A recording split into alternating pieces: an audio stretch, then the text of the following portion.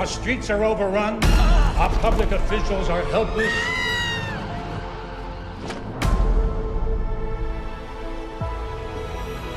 What are you? I'm Batman. I'm reading your stuff. I'm Vicky Vale. Vicky Vale, yeah, photographer. What brings you here? I'm here to see some of the wildlife in Gotham City. Who are you? Oh, sorry, Bruce Wayne. And what do you do for a living? My life is really complex. Every punk in this town is scared of Batman. Not for the ninth time, there is no bat. If there were, we would find him, we would arrest him. Who is this guy? You freak. Wait till you get a load of me.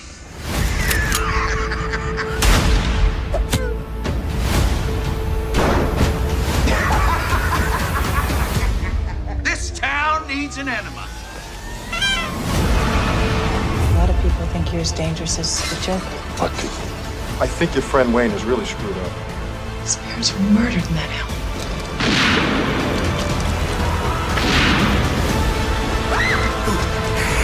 I have given a name to my pain. Batman. He's out there right now. I've got to go to work. If you gotta go with the smoke.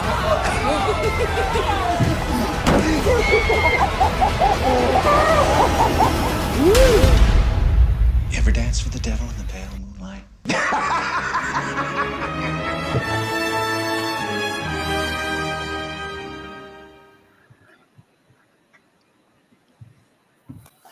Hello, everybody. Welcome to tonight's Monday Night Mayhem, where we'll be reviewing the 1989 Batman movie, directed by Tim Burton. It was the first installment of Warner Brothers' initial Batman film series. The film stars Jack Nicholson, Michael Keaton, Kim Basinger, Billy D. Williams, and Jack Palance.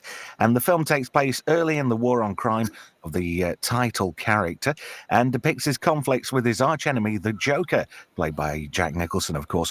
It had a budget of $48 million, and at the box office, it had a good return, $411.6 million. We're going to go through some fantastic slides. Thank you very much to Brian for putting those together for me.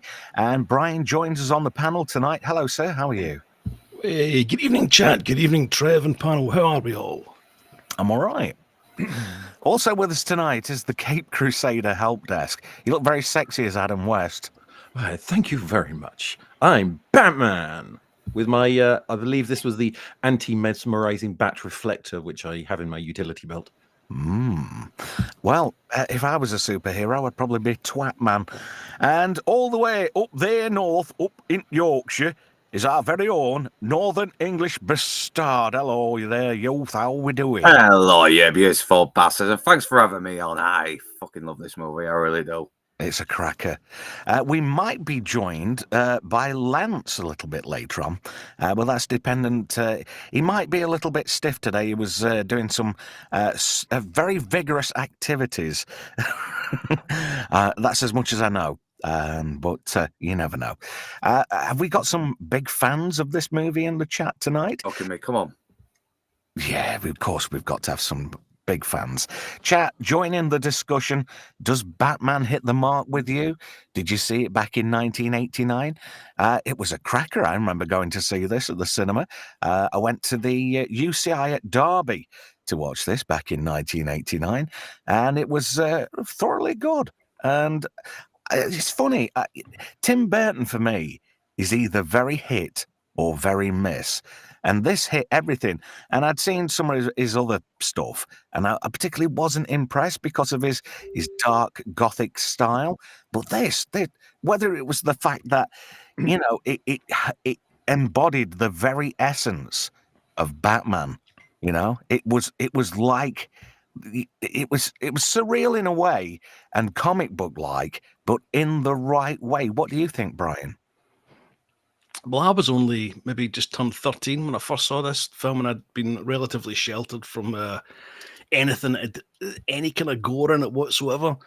So this was a bit of a shock. I haven't seen this for the first time, and I just my lasting memory is coming home in my head, just being spinning with everything that I'd seen. And it wasn't really until it came out in video that I just started to really appreciate it and watch it endlessly, to the point where I knew every single line in the entire film. And I think I've bought every single release that's come out over the years. It's definitely one of my favourite films. What about Batman and Robin? No comment? That the better. Yeah, there is no Batman and Robin. Caped Crusader Help Desk. What was your initial venture into Tim Burton's Batman? Well, I'm a spring chicken because when it came out, I was 8. So I didn't get to see it as it came out. I had to wait for the VHS release, but my dad liked it. So he bought the VHS and I had Batman annuals, as you do as a kid. So I did actually watch it. And yeah, when you're, 8 years old and you see, people dropping dead with massive smiles on their faces, it's really creepy. Yeah. And it's gothic, isn't it? It was. And this is back in the days when Tim Burton wasn't such a big thing. This was new. This was different. It was an art form style. But did you know Tim Burton wasn't the first choice to direct? Who was? David Cronenberg.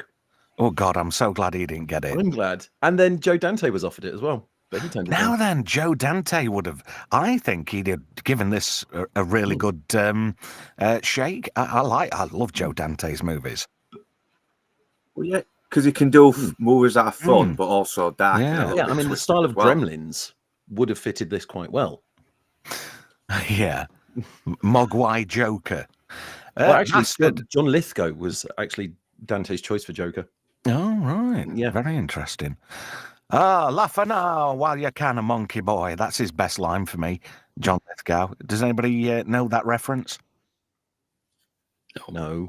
Laugh while you can, a monkey boy. No, Buckaroo Banzai? Oh, it's one of those films. In fact, I started watching that again last year and never quite got around to finishing it for some reason. Oh, I love Buckaroo Banzai. To me, it's got that cult factor. It became more popular when it hit VHS and video shops. Yeah. But I was there early on, and I think it's a solid B. Might be covering that in solid Bs a little bit later on when I start that series. Right, Northern English Bastard. What was your first foray into Tim Burton's Batman?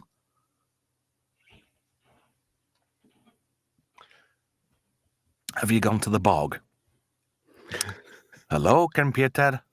Computer? Bastard? Hello?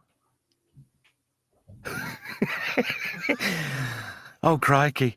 Anyway, I'm just going to catch up with the chat and say hello to Hail Chat, by the way. Hello to the Wayfarer Project. Andrew Broadbent's in there too. Sword in the Storm. MC, Hooded Man. Who else is in there? Let me just scroll up. You didn't try and ask me a question just now because my internet's just been cutting out a little bit here. Well, I did. I'll get round to you in just a second. Let me just, sorry about that, man. Let me do my hails. Ashen Prism's in there too. Felt's 5. Also, Brian, you're in there too. Two places at once. Oh, Hooded Man's in there. Hello, mate. How are you? Hope you're well tonight, buddy. Also, Gavin Blackburn. We had Franco in a little bit earlier, but he was struggling to stay awake. So he says he's going to catch it on the re-rub. So I hope you enjoy the show tonight, Franco, when you catch up later. Also, hello to everybody else on all the other platforms that we're streaming on tonight.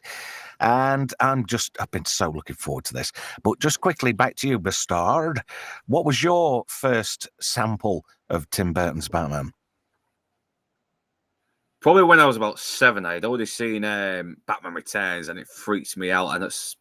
But I was a little hesitant about watching it, but I eventually grew some balls, watched it, and yeah, it was kind of fun, even though it did freak me out a bit as a kid. But I have gone back to it multiple times, and it's definitely it's the animated series does do the character a bit more better, but I do love this a little bit more of this topic noirish take. Do you know, I've got a lot of love for the animated series.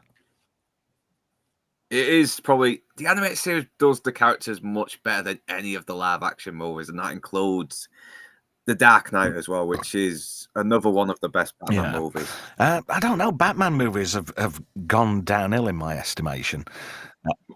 Yeah, They have. I mean, fair enough. Right.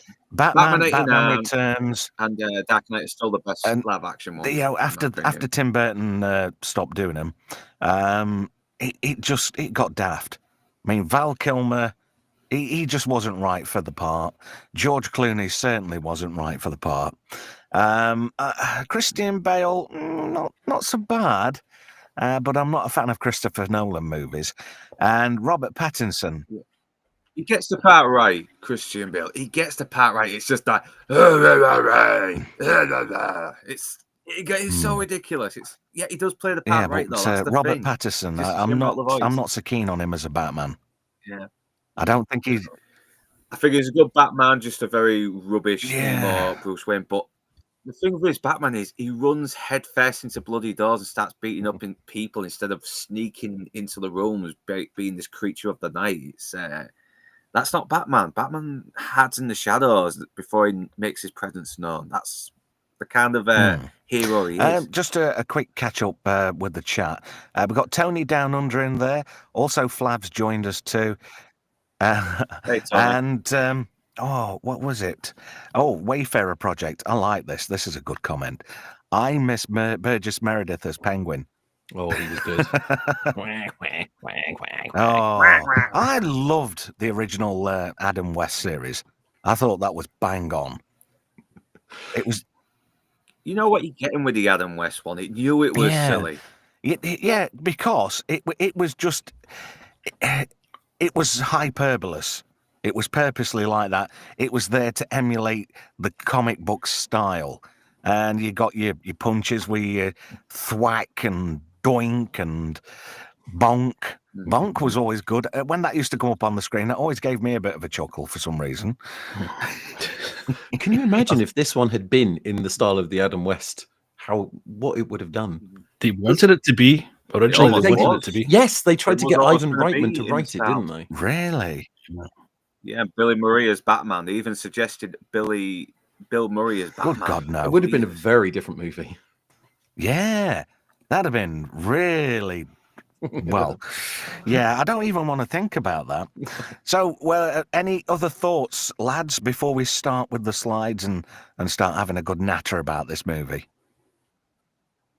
Well, this is probably one of the best openings in the movie, even though it's just even though the camera's just basically just going around this bloody Rocky-looking thing before it reveals to be the Batman.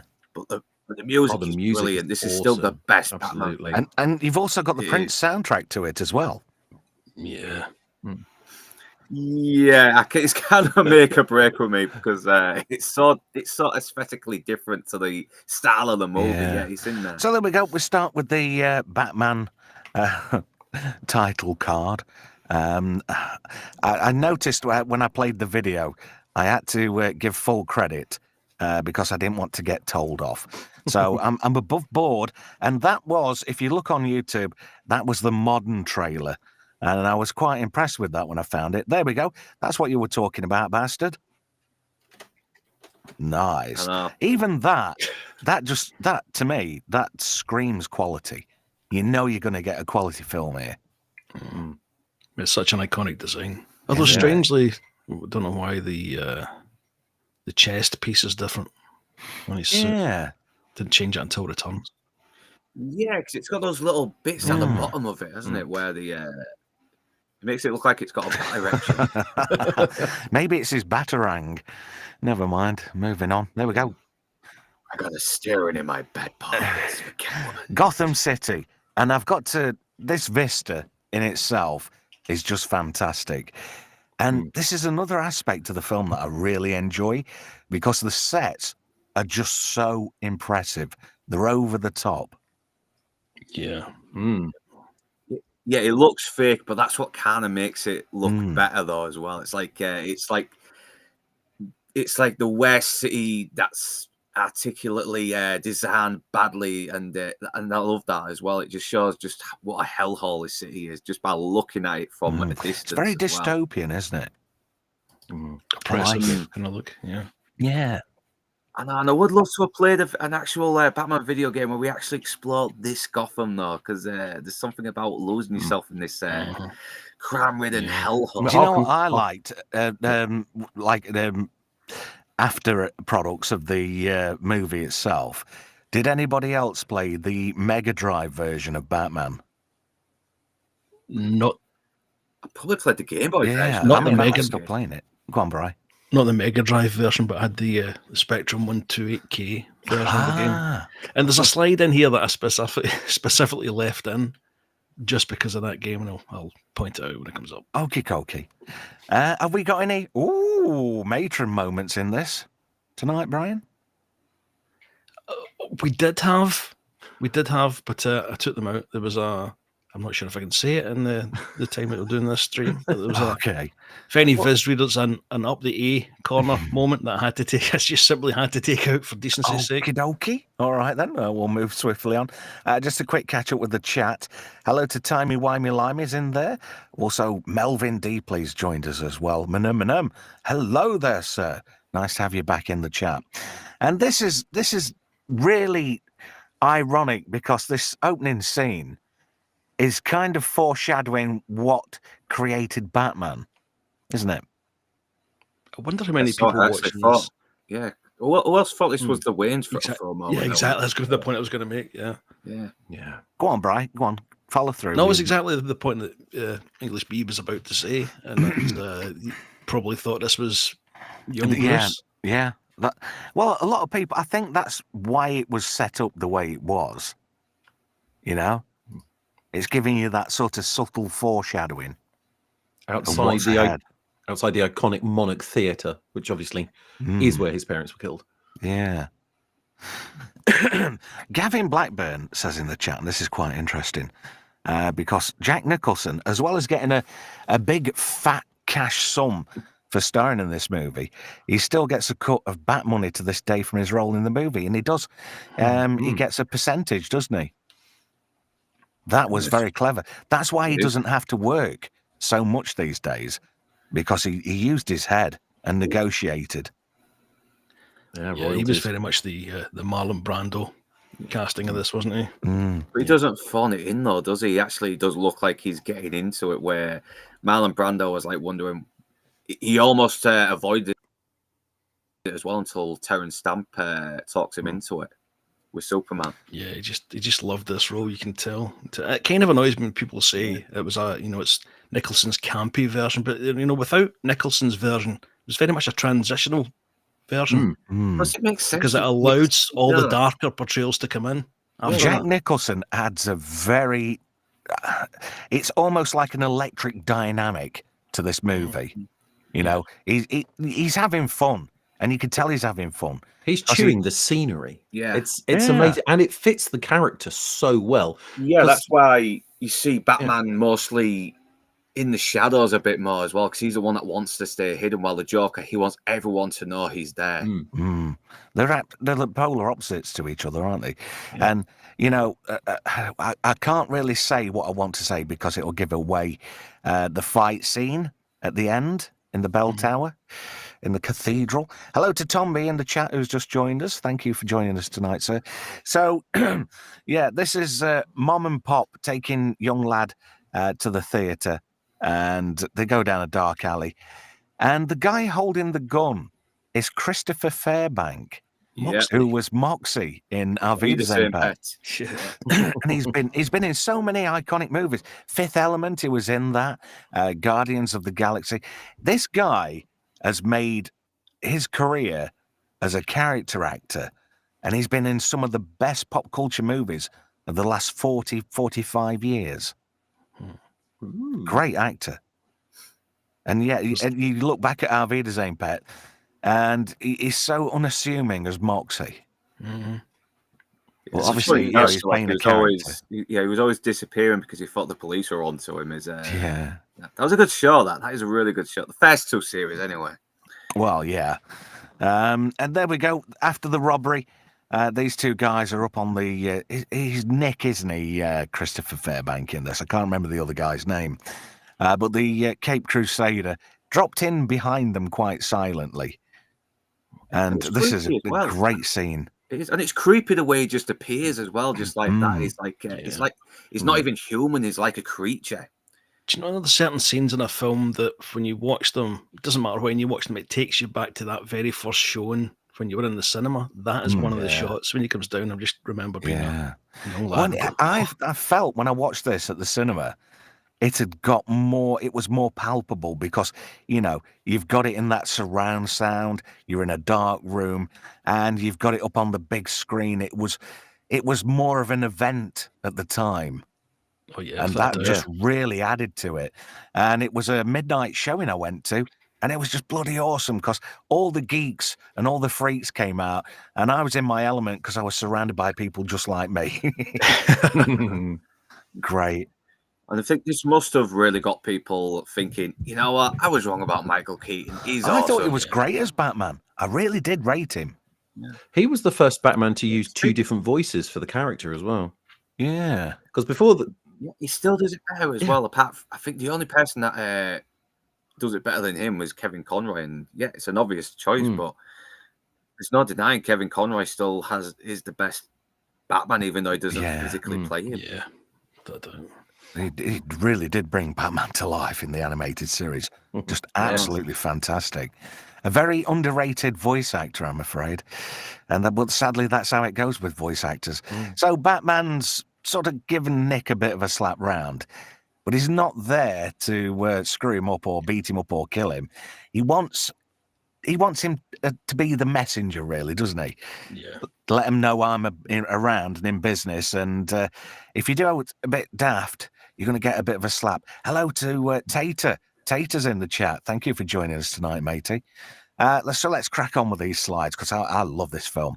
And this was great. I thought this was really a bold choice to have Billy D. Williams as Harvey Dent.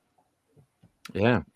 Race swapping done well, not just to say, hey, look how diverse we are, but no, it makes sense to have him play Harvey Dent because he is very charismatic, he's very charming, and Harvey Dent has to be that character. And it's a shame we never got to see him play Two-Face because the actor was really keen on there. Yeah, I think he agreed to play his part because he knew one day they would make a film where he played Two-Face, and it never happened. And it's so disappointing. That's a real shame because Tommy Lee Jones didn't do the character justice at all. Oh God, no.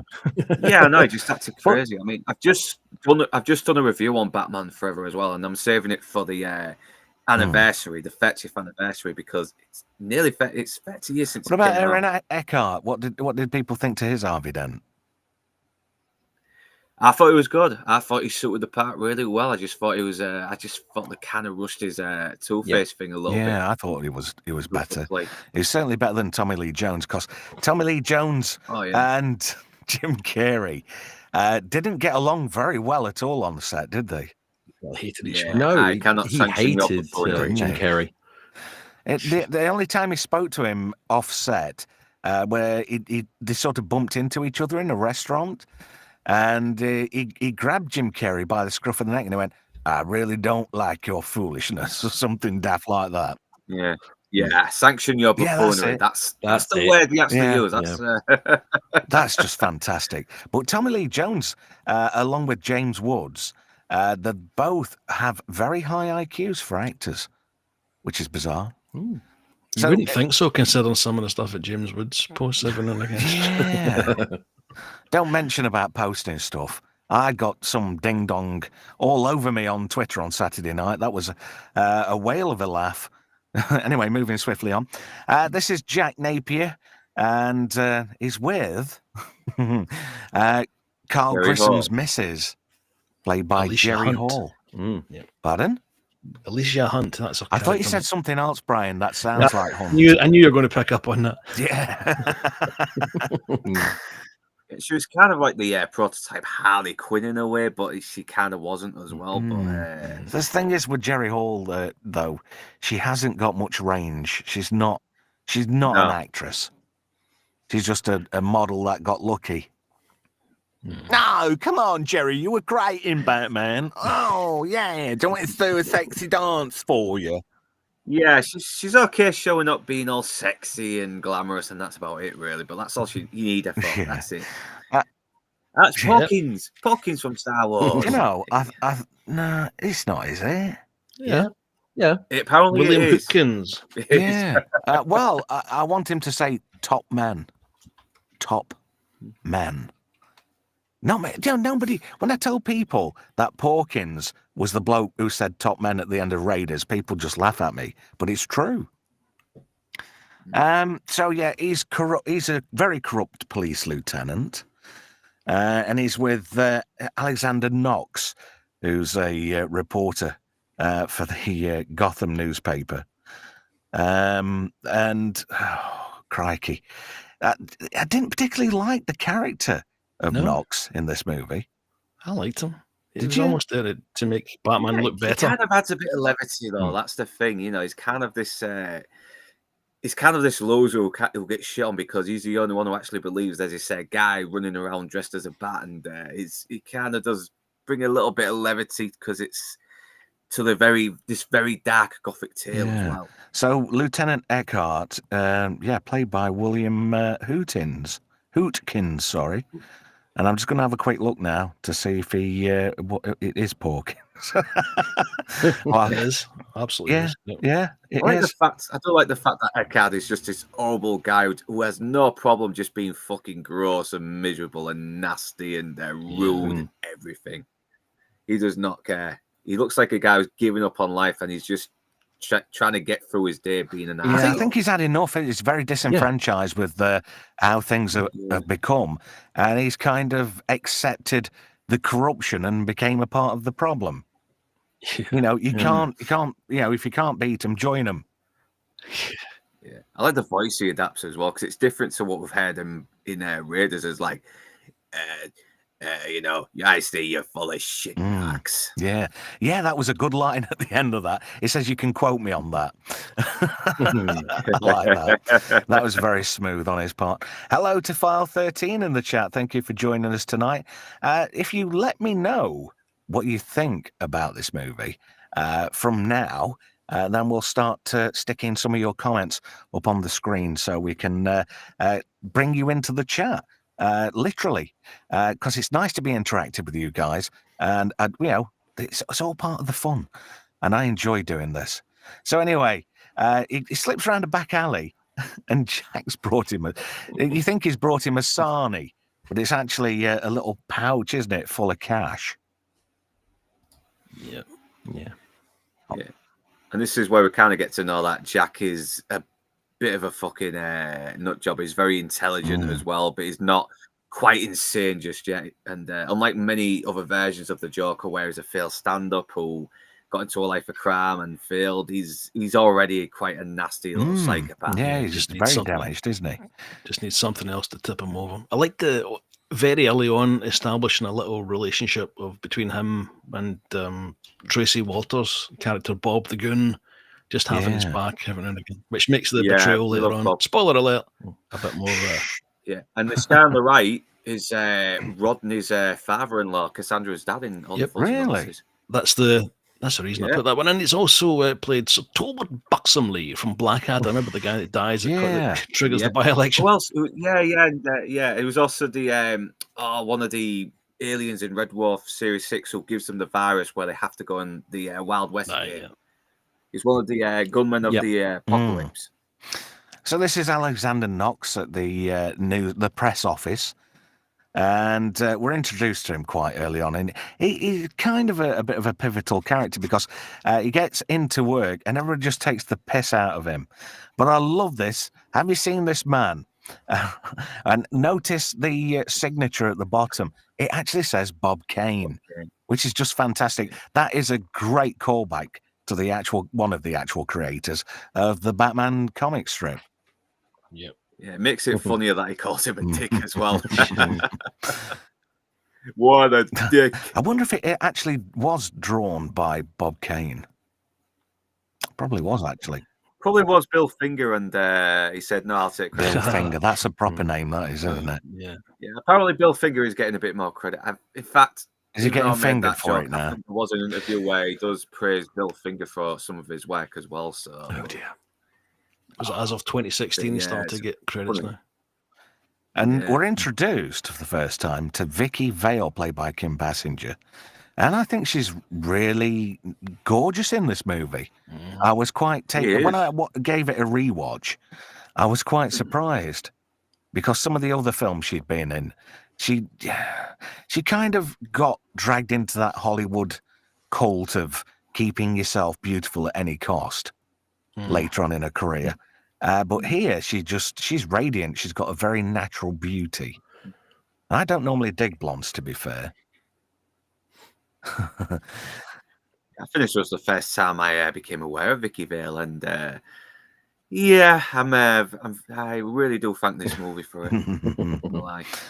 No socks were hurt at all, honest. In fact, most socks. So here we are. This is Jack, and he's with his boss, who's Carl Grissom, played by Jack Palance. Oh God, I can't even get my words out. Brian, I know you particularly like a particular set of scenes in this movie, so I'll let you have a bit of a chops about it when we get to that point, Brian. Yeah. Sure. Okie dokie. This character was created by Sam Hamm specifically for the film, who wrote not only the screenplay but he also wrote the novel afterwards. This is a great script. I know it's larger than life. They did change a lot though because of the writer's strike. I know Tim Burton sort of like changed a lot because the writer's strike happened, and some of the original script writers couldn't really do anything about it as well. So yeah, the things where it's revealed, is it okay to spoil even though it's like over nearly 40 years old now? It's yeah, the little twist where we found out who killed Batman's parents is actually Tim Burton adding his 2 cents in it. Yeah, he kind of made this film his own. Go on, Graham. I was going to say, mind you, this whole bit about Joker's origin doesn't exist before this movie, because in the comics, he's completely anonymous as to who he was before he was the Joker. In fact, they came up with the name Jack Napier because of a medieval English word, jackanape, which means a clown who acts like a monkey. Well, the more you know. Sword in the Storm says in the chat, wait, you skipped the leg shot. Hey, we probably would have put that in, but, you know, we get sidetracked easily. Menem says, sexy librarian look. Yeah, that's nice. MC says, she is very hot in this. She is, isn't she? She's very nice. Sword in the Storm, I worry about you. I paused that scene with her feet upon the desk. Foot fetish, anybody? Gavin Blackburn. There was a lot of controversy about the casting of Michael Keaton at the time. He proved them wrong, in my opinion, because he became the definitive Batman. I agree with that. I really rated Michael Keaton as Batman. Him looking miscast is what helped his casting, because without the costume, he doesn't look like much, but he looks like someone who needs to put on that costume just to show he means business. I think Michael Keaton has a subtle, very subtle duality when he plays the characters of Batman and Bruce Wayne. And I think that just adds, he's got like that air of mysteriousness. It's like, is he dangerous or is he not? Yeah. Is he a bit of a bumbling clown? Is he not? Maybe he's just another layer of pretense. I like how he also has, sorry, Trev. Yeah, it's all right, Brian. Go on, carry on. But Keaton also has that kind of slight air of madman about him, and he's Bruce Wayne as well. You could see that someone is slightly unhinged and could do the crazy things he does at night. Yeah. He's a mixture of a lot. Like you said, he looks very unhinged, but he can be accidentally charming as well without realizing it. Yeah. As we see later with Vicky at the table. Hail to Theta Zord, who's joined us in the chat. Thank you for joining us tonight, mate. Appreciate your company. More the merrier, I say. But these slides are cracking. Brian, really done a fantastic job on these, mate. Thank you. Can also give credit to Melvin for some of this. He knows what that's about. Well, and I love this mansion as well. It's very old school. It looks like a British castle. Yeah. And it probably is. Probably was in real life. Yeah, again, it's got that very gothic vibe to it as well. Yes, hello to Melvin and Brian have been very, very good to me with YouTube. Really, really helpful. Thank you, boys, for your help. I really do appreciate it. So here we go, Bruce Wayne. This is funny. Vicky Vale's like, "Oh, can you point me out to where Bruce Wayne is?" And he kind of messes with her. He fucks with her a little bit, doesn't he? It's as if he's trying to suss her out. It's very socially awkward as well. Because if you go back to the scene where we first meet Harvey Dent, there's a seat reserved for Bruce Wayne, but he's not there for obvious reasons. Brian, you were saying, mate. It's as if he's. I've always read it as if he was trying to suss her out. First of all, to kind of get one step ahead of whatever's going on. But I like this little scene and how he's, he's kind of absent-minded with the pen and the glass, as if it just portrays that he's someone who has got someone picking up after him and looking after him as well. Yeah, he's not very smooth, is he? But I think he's also curious. He's seen someone and he's thinking, you know what? Could I have a normal life? I don't know. Could I have a normal life? Maybe I should try and give it a go. I think Keaton's very suave how he plays Bruce Wayne. Yeah. He's got that sort of like bumbling billionaire, not very wise to the world because he's been sheltered with money and he's had Alfred bringing him up, basically. And he's been obsessing about his fucking vengeance and trying to train to become Batman. So, he's not had a life. He's been leading this very obsessive mission for vengeance. And just look at those lips on Kim Basinger. She was, man. That's a good profile, isn't it? You could just go to town on them puppies, I tell you. She could go to town on them with those bloody lips. I think I'll just add in here the external of Wayne Manor is actually Nebworth House, which is on the A1 just outside London. Really? Yeah. There you go. Another more you know fact from the help desk. You are full of facts, sir. Whereas Alexander Knox is just full of shit, according to Eckhart. So Commissioner Gordon, he's basically playing this game, which I can't remember the name of for the life of me at the moment. Do excuse me, boys. It's like a bit of a charity do, isn't it, at Wayne Manor? So all the elites of Gotham are there and all the big players. But Knox has managed to get himself in there, courtesy of Vicky Vale. She pulled a few strings. Now, there's a bit of a room here with all like suits of armor, which is yet again another bit of foreshadowing to Bruce Wayne's duality, because you get to the point where, I wonder where that one's from. And he sort of like pulls up towards the side of them without them noticing. Yet again, he's showing this air of stealthiness he's got about him. Because they don't even notice he's there. And he goes, it's Japanese. Oh, how do you know that's Japanese? Well, I bought it in Japan, which I thought was a cracking line. Nice little gag, yeah. He's not even trying to be funny either, is he? He's delivering it dead serious, but he's just coming off. It's got that dry wit. It's got that deadpan humor. Keaton. Well, Keaton had always sort of like done slapstick and he'd done comedy stuff. And he just pulls it off nicely. Well, he was a comedian. Again, it's subtle. Yeah. He's very subtle all the way through this film. And I think that just adds to the charm of his character. And I think that's why he, for me, is a better Batman than pretty much anybody else who's played him. I know he was the first. But help desk, you're good at finding information out. Do we have any goss or any details about why he didn't do the third or fourth movie? Yeah, because they were also going to change the direction of it, though, wasn't the Caped Crusader? Yeah, help desk. It went a bit more, upbeat and vibrant with the change of the directing crew. So, and I think he wanted to try and keep it a bit more gothic because, he was fresh out of Beetlejuice when he made these movies. Yeah, so I think again, working with Tim Burton. Yeah, because Beetlejuice was the year previous, wasn't it? Yeah. So I think he wanted to keep it sort of like a bit more grounded, and it just went off in a different direction. So he left. Hey, another bit of foreshadowing here with modern day life. CCTV and everything you say and do is being recorded or watched by somebody. Bruce slips into the Batcave and he finds out why Commissioner Gordon disappeared at short notice. And I loved it how all the ambience and everything was just removed and he heard everything crystal clear, word for word. And he kind of knew what was going on. There was something cracking off at Axis Chemicals. Because Grissom has sent Jack there, but it's a bit of a double cross. He's set Jack up basically because he's found out he's been knobbing his missus. Well, Get me Lieutenant Eckhart. Yeah. Well, old Grissom, he's not going to take it lightly because somebody's been buttering his bun for him, and it turns out it's Jack. Oh, there's nothing worse than coming home to an ice finger, but it's not your ice. So Eckhart's dishing all these bits out, Jack Napier, and he tells the officers that he wants him dead rather than alive. Shoot to kill, I think he says, which I thought was quite, straight to the point.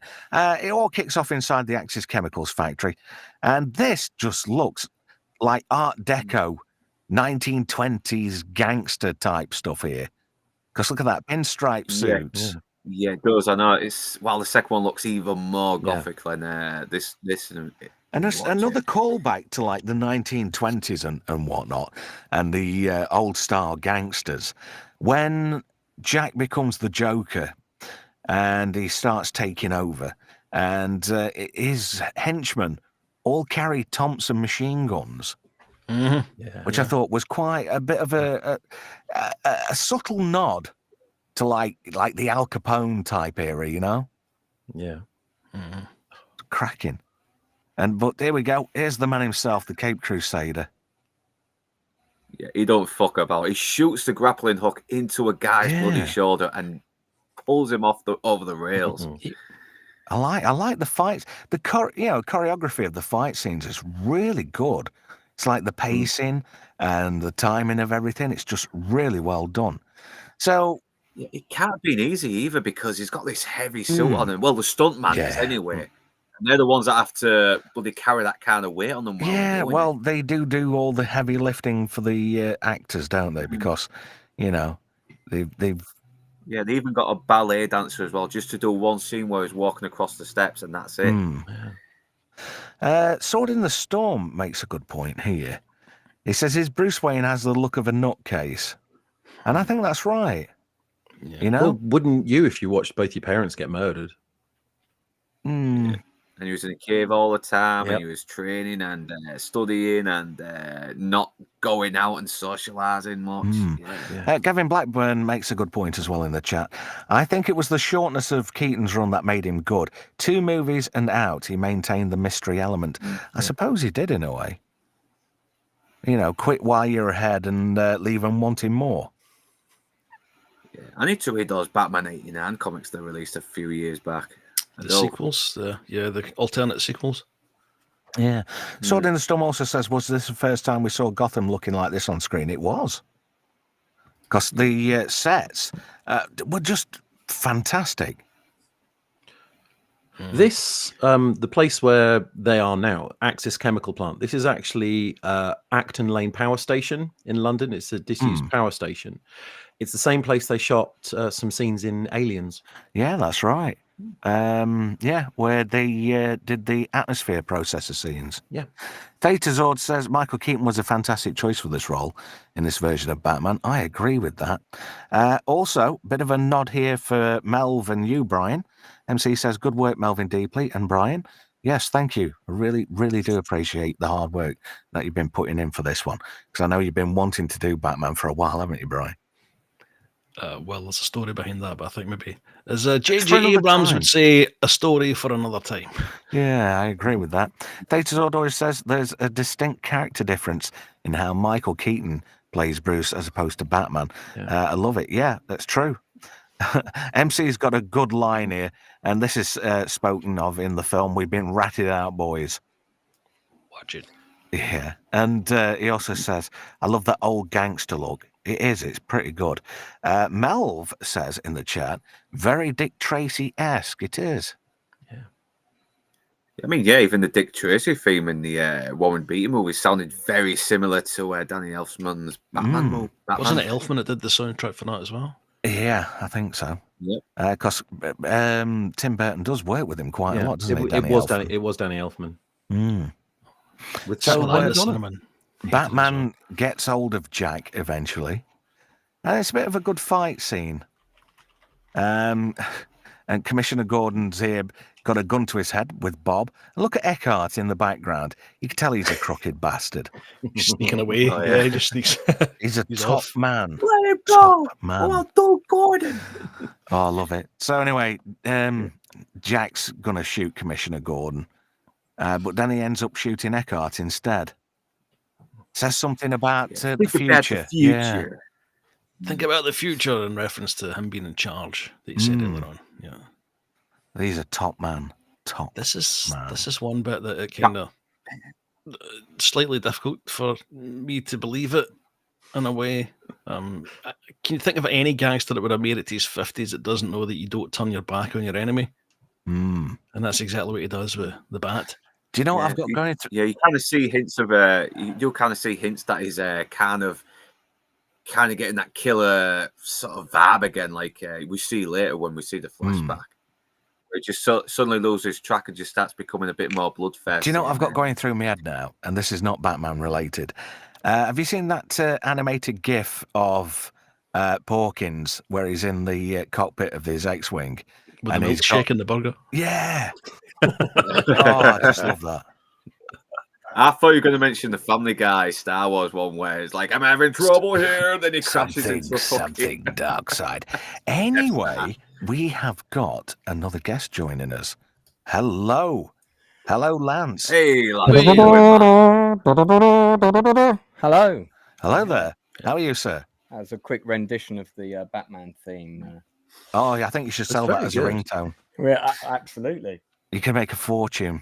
I'm sorry, I had somebody booked me to go through a script with them to see if it was any good, and it was very good. It was great. Good. So we went through and improved some of the technical things and whatnot, but yeah, great little horror film. So my session went over. So as it does often, but that's not a big deal. You're here now, matey. I did say I would be running late. Yeah, I've got quite an interesting story about Batman. Well, a couple of different ones. I mean, first of all, I got to visit the set. Jammy bastard. So it was one of the biggest sets for Pinewood ever built. And I think there's a really, if you Google it, there's probably an aerial photograph of it on online somewhere, because there's in the foyer of Pinewood Studios, which is where I got married, incidentally. There's a massive photograph of it on the wall, as seen from the air. But of course, when I went to visit it, I only saw it from the ground. It looked impressive then. But they used like not only the backlot, but most of the main roadway that goes through the studio itself. They kind of built false facades on the side of all the other studio buildings, so that they essentially had this massive long road that ran down through the whole of the center of the studio. So you had this very kind of long set with the meat of it built at one end, and then a big crossroads in the middle of it as well to represent Gotham. So it's quite clever. And then I think they had most of the interior studios booked for other sets as well. So it was one of the biggest sets for Pinewood ever built. But I was working at the cinema when it opened, and we as soon as we started taking bookings for it, it's the only time since I've been working at the cinema that we were sold out for, I think it was 9 weeks. 9 weeks worth of bookings, sold out 6 weeks ahead. So 6 weeks before we even opened, we were sold out for 9 weeks. Bloody hell. In that screen, completely unheard of. And we were, this was Options in Kingston, and the cinema screens weren't that great. They were quite small. So it's like a 250 seater, because our main screen reluctantly got turned into a nightclub. And it was, and I remember we had to be proper on it every night, because there were large groups of people coming, people were coming in groups of like 20, 30 people to see this thing, like outings from work and stuff like that. So we were running around trying to make sure we could, get 30 people in the same 3 rows. So they were sort of all next to each other and shit like that. It was proper. The ushers proper earn their pay. I'm telling you, it wasn't like cinemas today where you got one guy tearing a ticket for 10 screens and they do fuck all. That's all they do. We were running around seating people and making sure people could sit together and all this. Even though the seats were numbered, it was still a complete nightmare. But yeah, it was a real buzz. I remember when we first got the trailer as well. You had this wonderful sequence where the garage wall gets machine gunned or something right near the beginning, and the car like bursts in. We used to get the projectionist Graham. We used to get him to turn the volume up in the screen to the max. So when that Batman trailer came on and that machine gun popped open that garage wall, it just scared the shit out of everybody in the audience. Built this really great build up for the movie. So yeah, it was a lot of memories surrounding that film. I saw it in the centre of town before it opened in sort of like mainland UK a couple of weeks earlier, because Leicester Square always got the films 2 or 3 weeks earlier. You say about the trailer, that was one of the most bootlegged things in the late 80s. It would be copied on videos and just shared out to loads of people because everybody wanted to see it. The ancient viral marketing back in the day. And some people were going to see movies they didn't want to see. That's right. Yeah, absolutely true. And actually, the first film that it was trailered with, I'd have to check the release dates, but it was something quite lame. It wasn't a great movie, but we had lots of people. They'd heard that the trailer was on. We even had people coming up and just asking if they could pop in and watch the trailer quickly, and then leave. I'd be like, no. That's a bit cheeky. You've got to give them credit though for being cheeky. Just want to rattle through a few more of these slides, Lance. So yeah, sorry, mate. I'll look forward to more of your anecdotes. I didn't mean to go full Scotty on you. That's all right. Oh dear, don't go there, please. So Batman goes a bit Wonder Woman here, which is another DC IP, strangely enough, and it's a great fight scene. There's some really good, really subtle effects, but the ricochet off Batman's gauntlets hits Jack in the chops, and he's looking a bit worse for wear. It looks like Elon Musk there, doesn't he, from that? Uncannily. Yeah, about to drop like Elon's share prices. Yeah, they'll go and spray a swastika on a Tesla or something. Yeah, I can't. We're not going to go down that route. I don't do politics for a very good reason. No. You can see it's affected both his cheeks as well, because the shrapnel is, because when you hit something, it probably has broken a few pieces. And that's why he had all that nerve damage before he hit the chemicals, which I'm kind of giving the game away. Batman sort of tries to save him, but it's not good for the story. So Jack ends up, if he didn't let him go, there you go, we'll patch your face up, on you go, you'll go to jail. It just been boring. Film like that, it's over and done with there. So Jack ends up in some chemicals. So we go on to this scene now where Bruce Wayne's having a posh dinner with Vicky Vale, and he's like, "Soup, all right? It's Heinz." She's going, "What? Hey, I can't hear you." And look how long that table is. That shows just how distant he is from normal people. That's a good little visual representation of how he is around people. He's so far away. This slide, I remember looking at you see the bit in the background. I remember thinking, look, that's a bat upside down. They've done it deliberately. And my pals were going, shut up. I don't see a bat. What are you talking about? No, it is. Please tell me you see it. Don't tell me the same thing's happening again. No, it's a cutout. It's a hanging bat. See right above. See right at the top as well. It's funny that. Right at the top of the frame. If you didn't know, you wouldn't pick up on it straight away. It's good. Another subtlety. That's what's good about these older movies. That's what's good about these older movies. These little details you don't notice until the 1,000th time you watch it, or someone. It's funny that, because it's not like every time I watch Fight Club, I always notice something different, something I've never seen before, and I don't know how David Fincher did that, because I've watched that movie inside and out so many bloody times. Did you know this location is the power plant from Aliens? Did you know that? Help Desk mentioned that. Yeah. And when they went in to set it up, all the alien gunk was all still in there, so they had to. Yeah, that's that brown stuff on the wall there. Look. Yeah. Just time for a bit of trivia, Trev. Go on then, mate. The tools that most people probably know this, actually, the tools that the surgeon is using, you see them laid out. It's the same set of tools that was used the Little Shop of Horrors, 1986. The dentist Steve scene, Martin and yeah. Bill Yeah, Murray. Good film. Which is, funnily enough, the same scene that Jack Nicholson himself was in the original Little Shop of Horrors. He's the patient that's masochistic. Oh yeah, the one that Bill Murray played in the movie version. Yeah, Very cool. He's like, oh yes, there's some nerve damage. I've done the best I can. It's an atypical, dodgy backstreet doctor who works on like crims and stuff like that. But this is a good scene because, Jack sort of like realizes what's happened to his face, and that just adds to his whole new psychosis because he's literally just born again, isn't he? He's come out of this chemical bath, and he's no longer Jack Napier. He's actually he's the Joker. But yet again, there was foreshadowing to that with his deck, because when he was playing with his lucky deck, he kept pulling out the Joker all the time, didn't he? Yeah, with the bullet hole in it. Yeah. So. Yeah, because he's always kind of been this nasty psychopath, but this has really just sort of driven him even more. Yeah, he's a proper douche nozzle, isn't he? But he's like one of them lovable bastards, isn't he? Everybody knows somebody who's like that.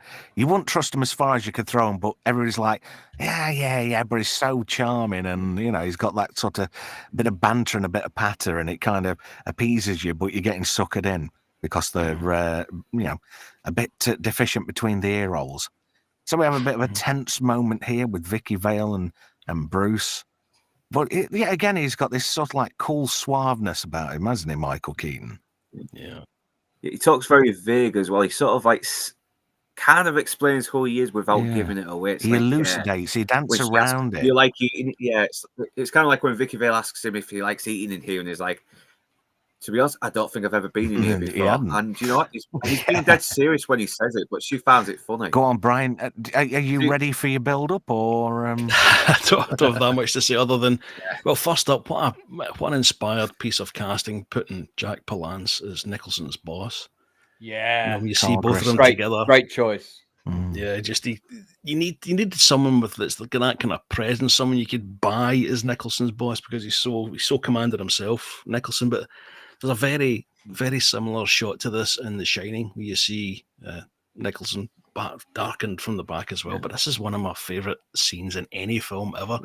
You ever get one of these scenes that it doesn't matter how many times you watch it, you still get the thrill you had the first time you saw it?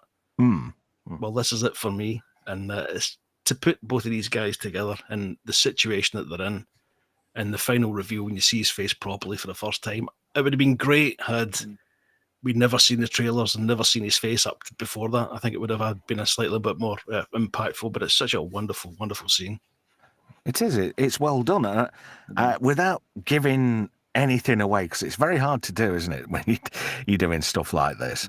But I love it when Jack sort of, the Joker, he loses his shit with Carl Grissom with the shooting bit.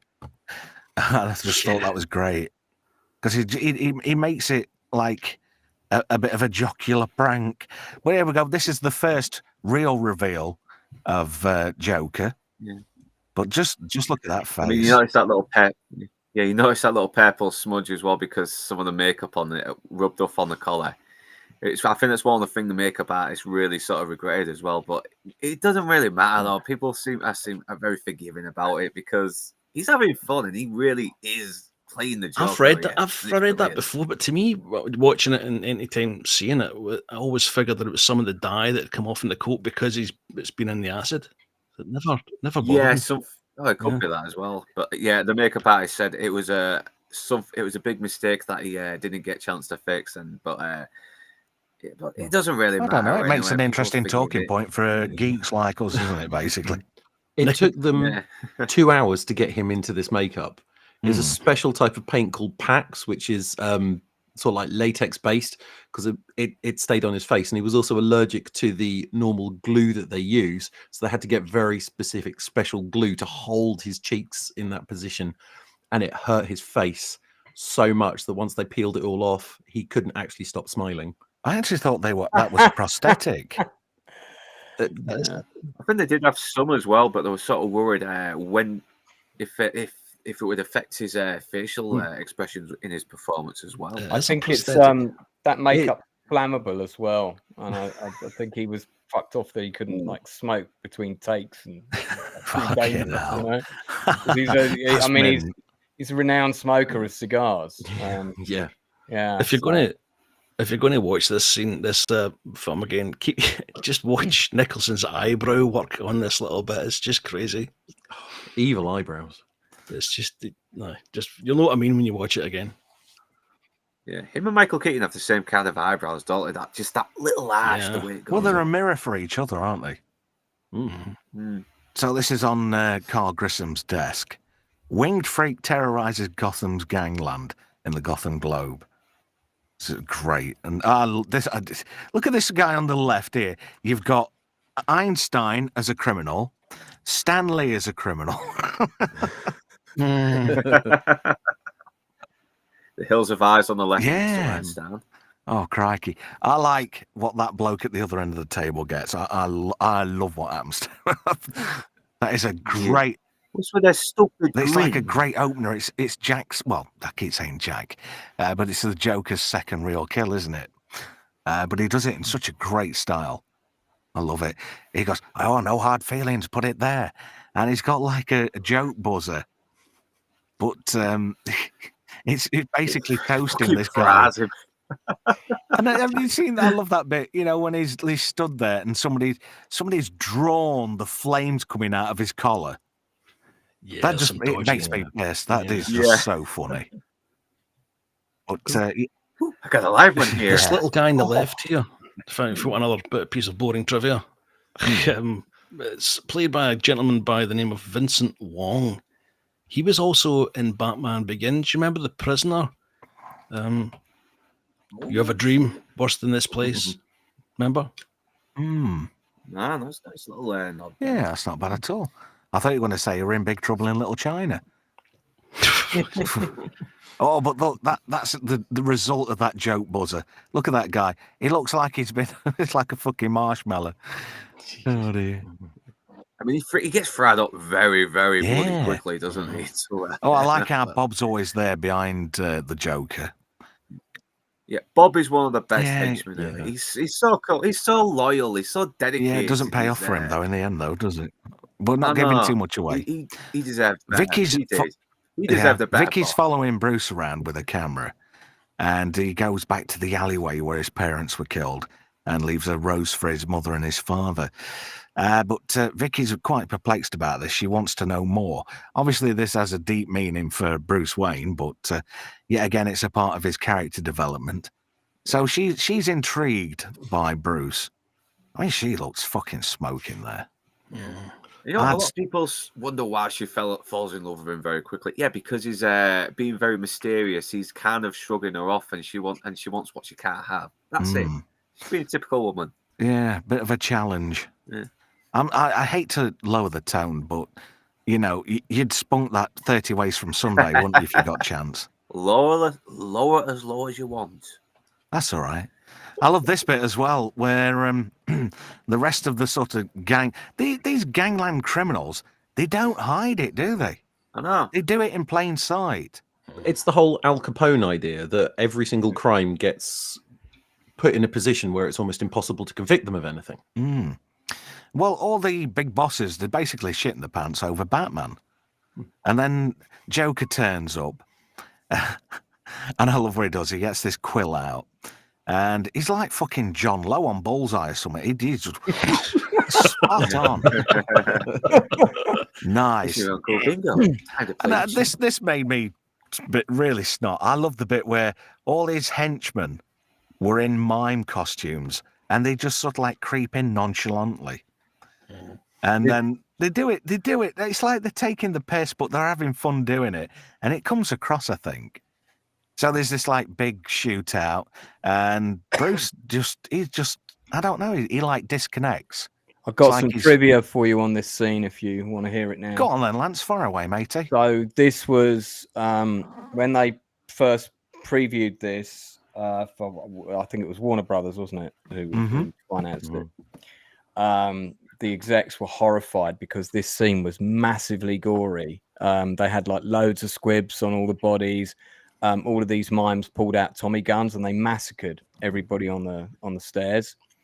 And it was like blood everywhere and stuff. And I was like, oh, Mr. Burton, we can't have this. This is a children's film. This is Batman.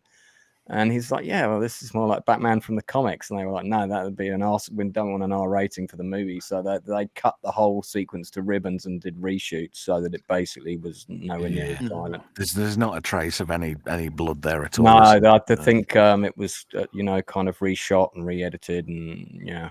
So, do you remember this was the very first 12 rating? Really? Yeah, that's right. It was, wasn't it? Yeah. Was it? Because I had the video and it was a 15 certificate. They changed it. It was strangely in the cinema. It was definitely a 12. It was you're right. It was a 12. I remember. Then, I think it was going to be a 15, and I think they probably made some more cuts. And it got a 12. And then we still had a lot of kids trying to get in who clearly weren't 12 years old. But but it was definitely Northern English is right. It's definitely 15 in the video because I've still got the video somewhere in the house. Yeah, it's interesting. The thing is, it still looks like a PG-13 movie. Yeah, it's violent, but at the same time, it's kind of okay for kids to watch. But at the same time, it's not too safe either. This marked the start, really, of the Suits in Hollywood making films not 18 or 15, lowering it so they could get more kids and families into cinemas and make more dollar on the box office. But Bruce Wayne doesn't really take a hit. It's just like a lucky nick, isn't it, really? Because when he takes his coat off, his suit hasn't got a mark on it. But Vicky's like astounded that he's just walking through all this just craziness. Alfred puts his finger through the hole in the suit later on. Yeah. Oh, he actually had one in his suit. Yeah, on the arm. Sorry, in the jacket.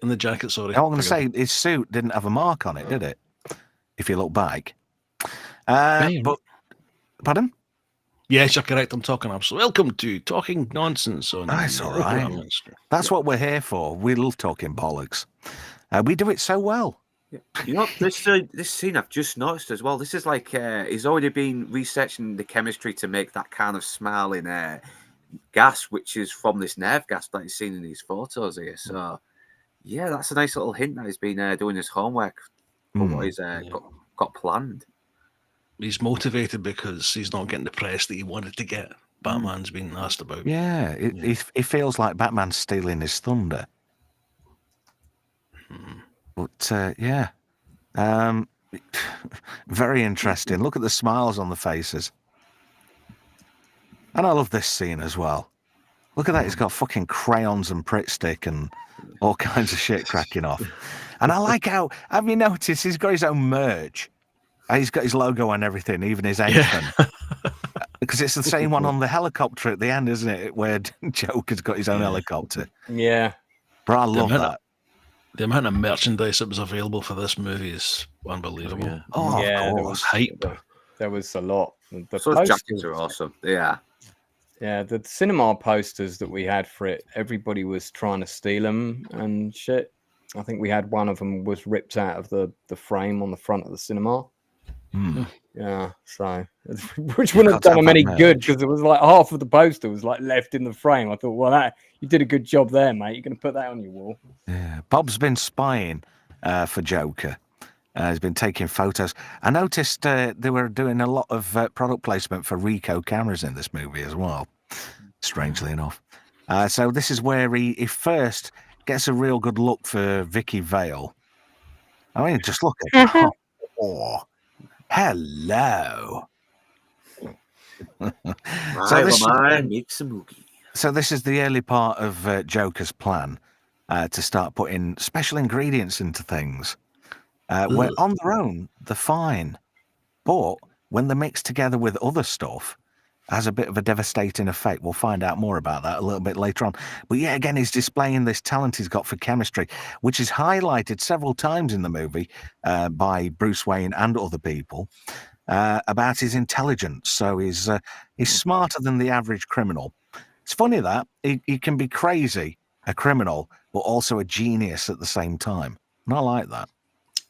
His genius just seems to rely heavily on what the plot demands for it. True. He's not. He seems to think with his phallus a bit too much, and that's what gets him in a lot of trouble in this movie. Crikey, just look at that. Look at them women there. Candy Walker. Nice one, thank you. And Candy Walker and Amanda Keeler. And this newsreader, she just starts pissing herself laughing about it. And the other news anchor can't believe what's cracking off here. But this is just like a down payment on what's happening with Joker and his plans, because these models, obviously they use a lot of products. And if they're mixing and combining a lot of them, it makes this, you basically laugh yourself to death.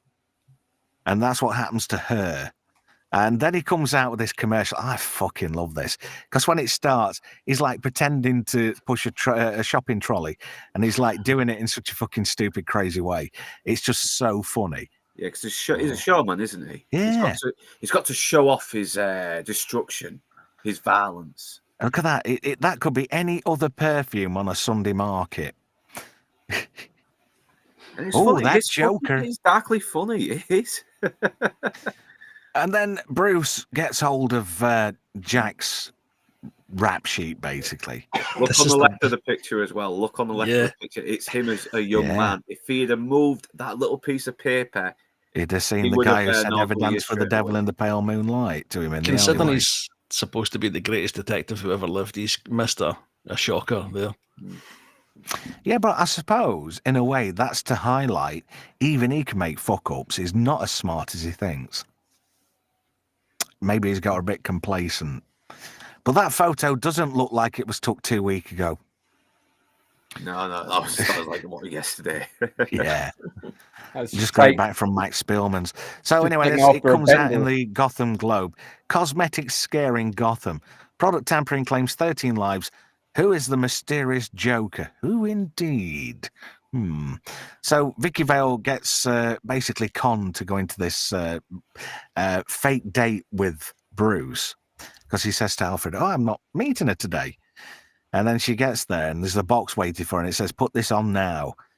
And then all gas start. This is typical Tim Burton, like this hyperbolic, cartoonish type approach to things.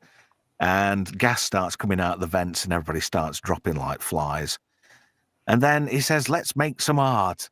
And it's referenced early on about Jack Napier being quite good at art as well as chemistry and being a twat.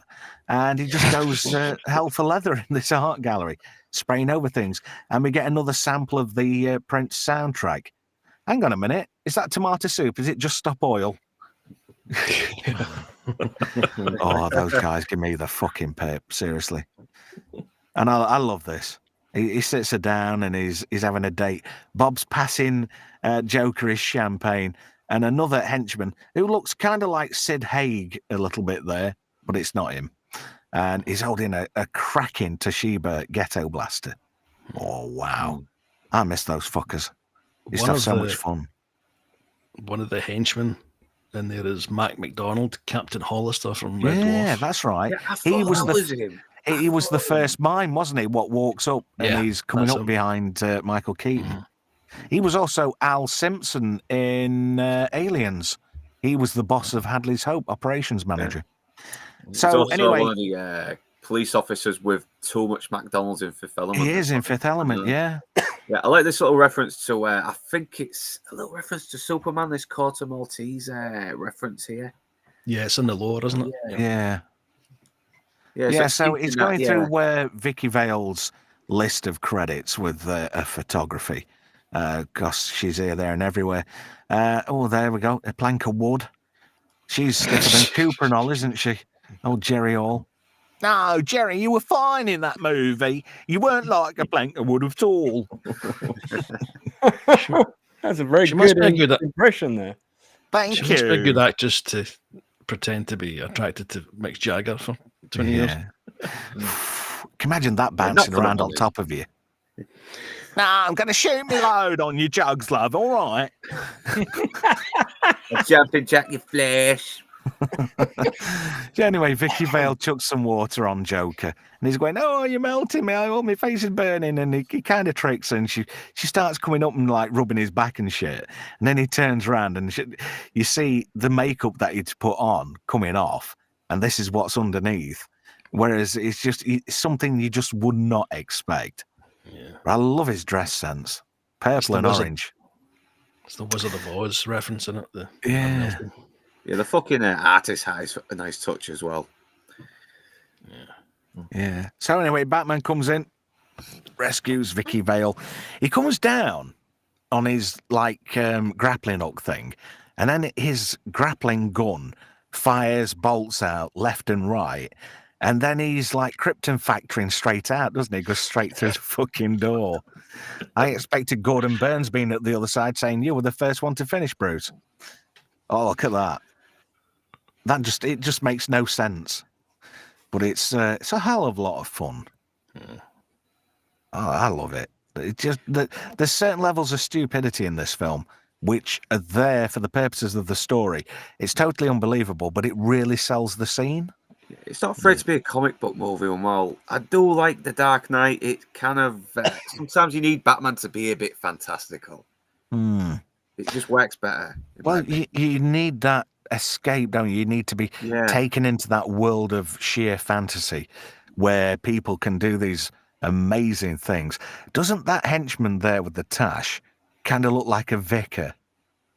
Yeah, yes. Little collar thing there. What? If do you know? I'd say from that angle it's Jackie Hurley, but it's not. No. But that he does sort of look like that in places. Yeah, I agree.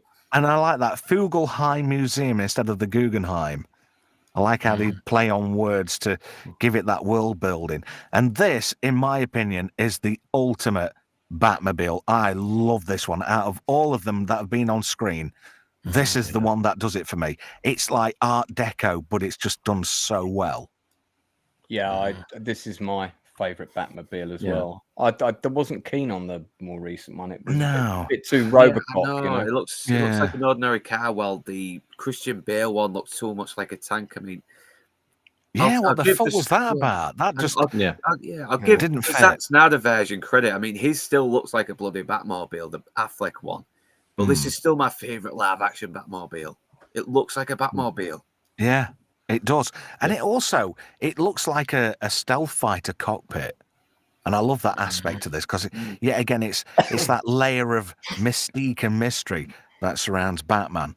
And I love the bits where he talks into it and it goes a bit Knight Rider and it goes shields and it all clambers up and protects itself. And then he gets it on autopilot later to come to him. I like that. It gives it that. Apparently, the whole top moving forward for him to get out was something that was added at the last minute, because when they showed it, there was like, where's the bloody door? Yeah. I love this where he fires grappling hooks out to turn corners when he's being chased by Joker's henchmen. This is the Mega Drive game. That's the very slide I was meaning, Trev. Yep. You've got to press it at the right time, and if you can, you get a lot faster because you can get around the corners. There's another one. I do also love how every time you want to make a street look like a complete shithole, just make sure the pavement looks wet and you've got steam coming out the road as well. Yeah.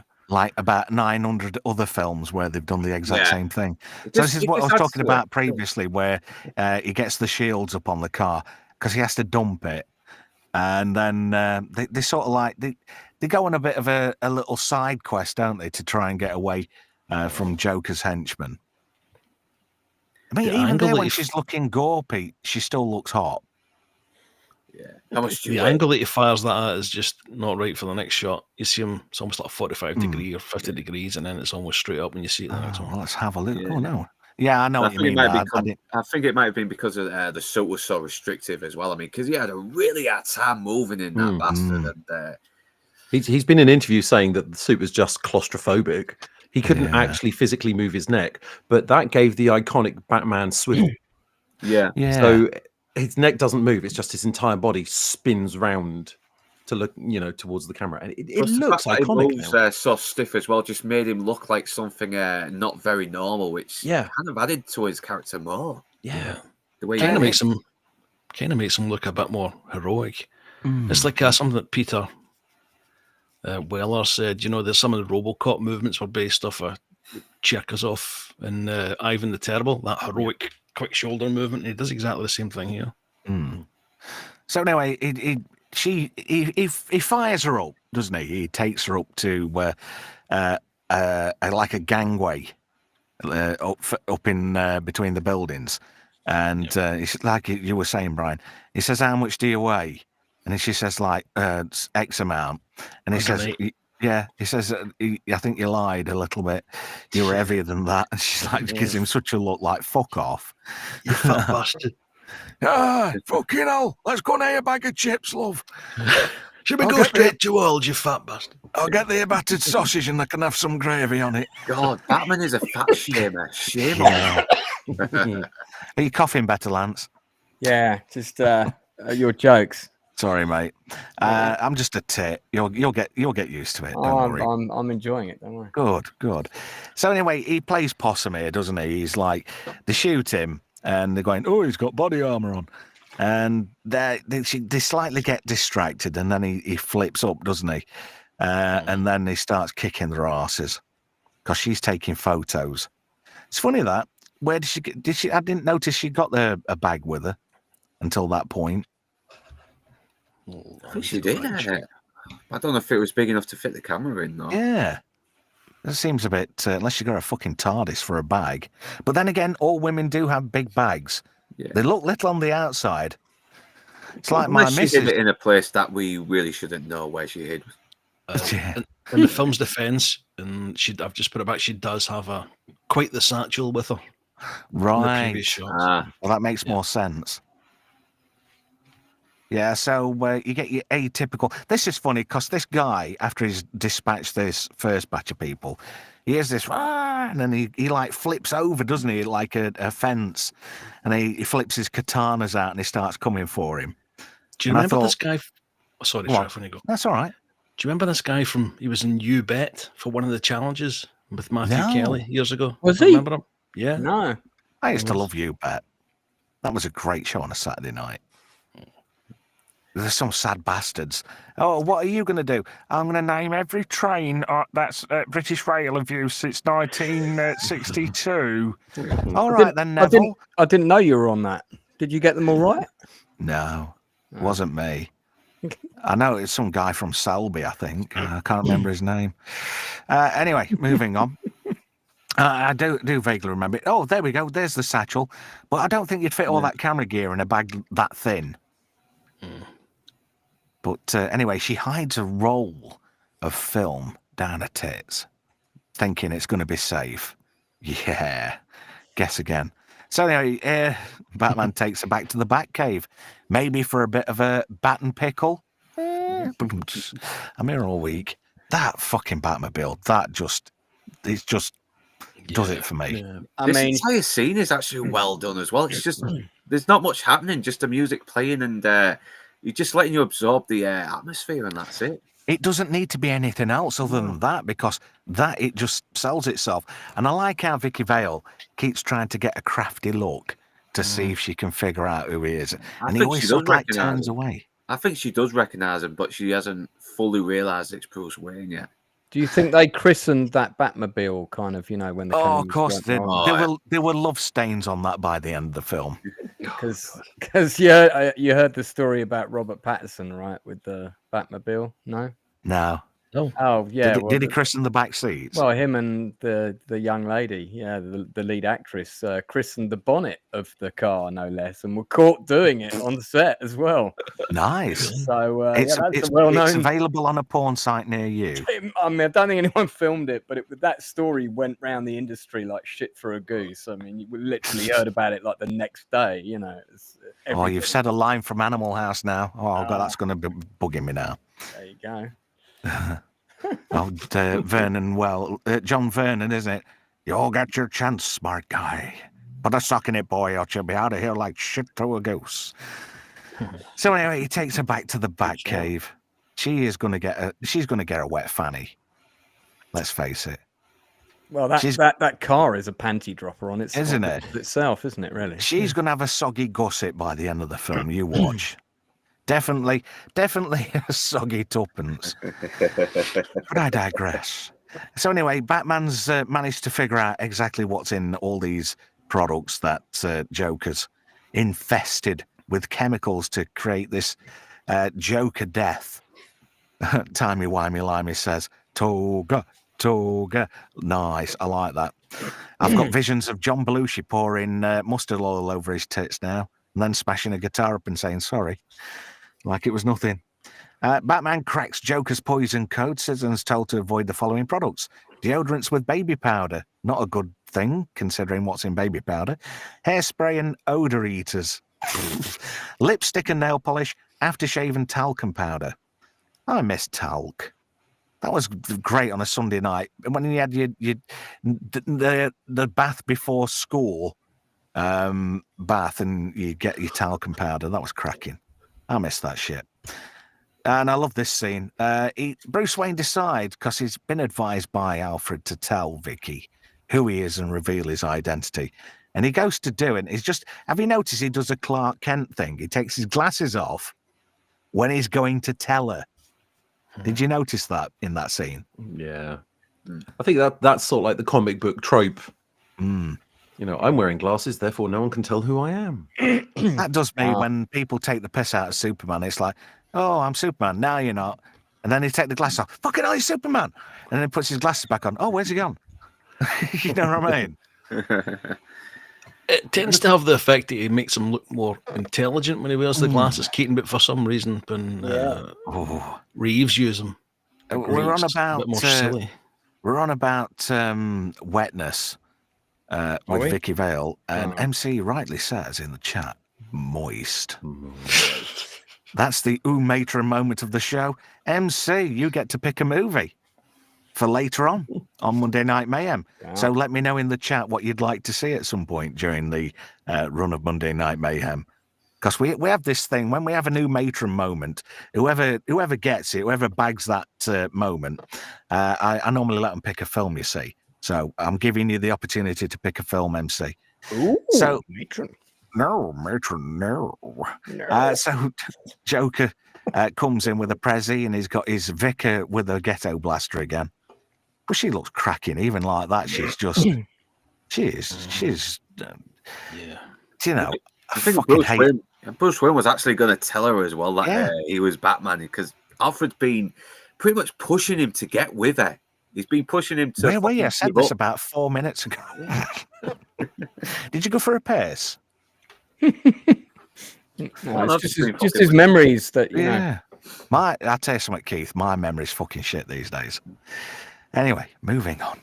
I remember in the cinema watching him coming in and just feeling my skin crawl the way he comes through this film. You just never know what's going to happen with him, where he's going to appear, and it's just this threatening vibe from him. Just look at that grin Bob's got on his chops as well.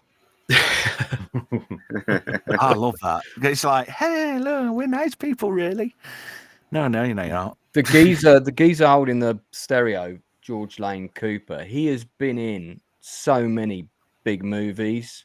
He's been in stuff like The Wild Geese and Star Chamber, the original Superman film, the Amazing Spider-Man TV series. You know, like you can spot him in quite a lot of films if you look out for him. He's mainly a stuntman who also does a bit of acting, therefore gets lots of work. Yeah, it's nice when people can keep the finger in the pie, because it unless you are picked out and you become like a leading man or lady, and you've got that star quality, you're in that obscuro zone, aren't you? Where, unlike Christopher Fairbank, who's probably the most iconic character actor of the last 50 years, I think, and he's been in so many great things. And we did mention this earlier before you came on chat on the stream, Lance. Oh, yeah. About him, you know, people think he started off in Arvida's Aim Pet. Well, he did on TV,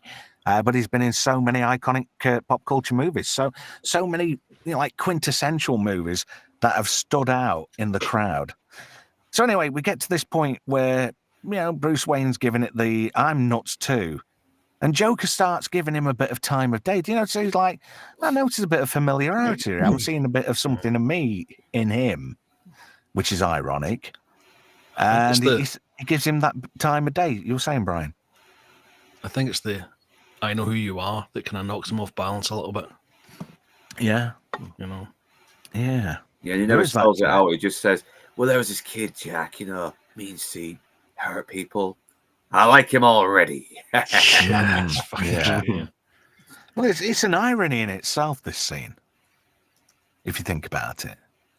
Yeah, because Batman first meets Joker when he's Jack, and then after...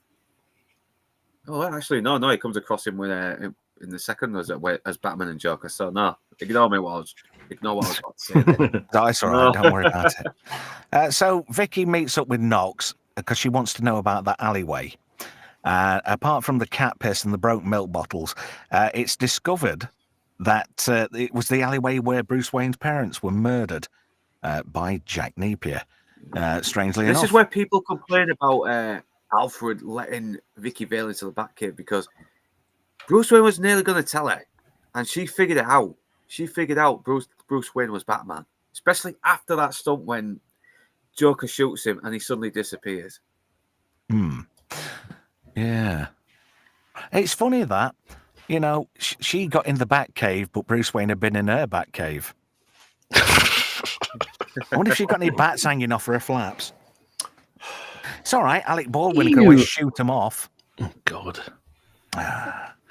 Quick trivia, Trev. Go on then, mate. This little bit was from a scene that was cut out. It was supposed to be a young James Gordon who was consoling Bruce Wayne. Yeah. But they Did eventually... do that in another movie? They did. They ended up doing that in Nolan's Batman Begins. I thought they did, with Gary Oldman being Commissioner Gordon. I think that's the one thing the Nolan movies got right. They made Commissioner Gordon a bit more competent because he's kind of useless in these Burton and Schumacher movies when you think about it. That's because they based him on the TV series Commissioner. Yeah, it's a shame because he's such a great character in the comics as well, and you got Pat Hingle as Commissioner Gordon, who is great casting. There's a great thing about Gary Oldman in Christopher Nolan's. He said the only time that Christopher Nolan ever gave him any direction is when he was doing that scene where he was escaping from Bane. Where he sort of gets shot and he rolls off that spillway thing. And he says Christopher Nolan didn't speak to him. He gave him a note. And it just said, there's more at stake. And he says that was the best line of direction he got from Christopher Nolan. The only line of direction he got from Christopher Nolan during The Dark Knight. That's kind of cool in a way. We've got all the best nerdy facts. And I love this. He's got his bat suit in a vault. Who's going to find that Batcave? Nick it. Seriously, who's going to fucking find it? So anyway, he's got a little folder here about the murder of his parents. And I like the fact that Alfred is played by a guy who was in Blake 7. And Top Secret. Yeah. Yep. And reunited with Kilmer in the Batman Forever. Yeah, I love Blake 7. So this is another great bit as well, because there's a bit of a conference thing going off. And Joker basically pirates his way into it. And there's a bit where they turn around and say, hey, we're talking here. And he like shoves the screen. Like he's shoving him out that the was frame. goofy as hell, that. It's like, yeah. How is he doing that? Really How is he making that work? But it's just so... It's simple. It's effective. It's as funny as hell. And it's just great the way he does it. I mean, Jack Nicholson's comedy timing in this is really good. And he's not sort of billed as a comedy actor, but he really does pull it off well in this film. Yeah. This film doesn't take itself too seriously, and I think that's another good quality of it. If a film can laugh at itself within itself, then I think that sells it a bit more. It gives it that comic book vibe. And look at all the equipment. Done it to death with the meta shit. Yeah. This guy, this TV director guy, you can see him. He's doing adverts to this day, selling life insurance. This guy. As long as it's not Bert Newsom actor. selling those bathtub things. Oh dear. There was another bloke, wasn't there, selling Dodder's old baths and showers and stuff. And it was a guy who was in Doctor Who quite a lot. Always made me laugh. But have you seen this gear? It just looks Art Deco, doesn't it? Yeah, I mean, it doesn't look 1980s. It actually looks older as well, because it's like Gotham is stuck in a time loop where it's kind of moved on, but not totally as well. Yeah, it's everything about it's got that Art Deco vibe. Yet again, like the 1920s, 30s, that kind of feel to it. And I suppose in a way it's like honouring a little bit of the time of when Batman was actually brought out as a character. But Joker tells everybody he's going to give a shit ton of cash. Is it 2 million, if I remember right? It's not something. It's 50 million or 20 million cash. But he says, it's all right, don't worry about me, I can afford it. So he's basically getting everybody to congregate in one particular area, you know? And he's got a bit of an ulterior motive, but we'll find out more about that a little bit later on. But I like this bit here where Bruce Wayne's watching it in the Batcave. And he pauses it, doesn't he? And he starts looking at it a bit more in depth. And then he goes back to this police report that's unsolved. And it goes back to his parents' murder. And he has this sort of like really intense flashback. And he seems to remember more than he ever did before. And it turns out that's Jack Napier. And he's almost tempted to shoot that kid. He's thought about it. You can see it. And he just says, you ever dance with the devil in the pale moonlight, kid? And then he kind of lets him off because that other guy's egging him on to go. Yeah. But even that kid there looks like Jack Nicholson, even though they've got different coloured eyes. That was the only fuck up here in continuity. You kind of get the idea that the second guy who was with him only wanted the pearls. He wasn't out to kill him, but Jack Napier, being who he is, decided, yeah, I'll fucking shoot him anyway. And he was very taken back by it. I wonder if the other guy was supposed to be Bob at one point. I can't remember. Yeah, I think he was another henchman before Bob. But this is played by Hugo Blick, or Hugo E. Blick, as he was known back then. And I remember him he was in Jeeves and Wooster back in the day. Yeah. Really? That's right. Crikey. That's going back. Old Fry and Laurie doing that. Yeah, he's still around. He still does indie films as well, I think, from time to time. This is a good scene as well, where Bruce Wayne's mulling all this information over, and he kind of puts two and two together. And then Vicky comes down into the Batcave again, and he's checking her ass out. Look at him there, he's perving. Well, wouldn't you? Yeah, of course I fucking would. Exactly. If that had been me, I'd have a little chubby on as well, but never mind. Isn't that your cum face? Pretty sure that's your cum face. What, Michael Keaton's or mine? Yeah, I basically like weighing it up. I bet I could shoot it up your back, love. Nobody'd see it. You'd have a bit of a damp patch. You could always tell a bit folk you sat on a park bench and it were damp. She's cracking. I don't do blondes. So the Axis chemical plant gets blown up, and that's quite to say this is a model set, and it's done in such a really good way.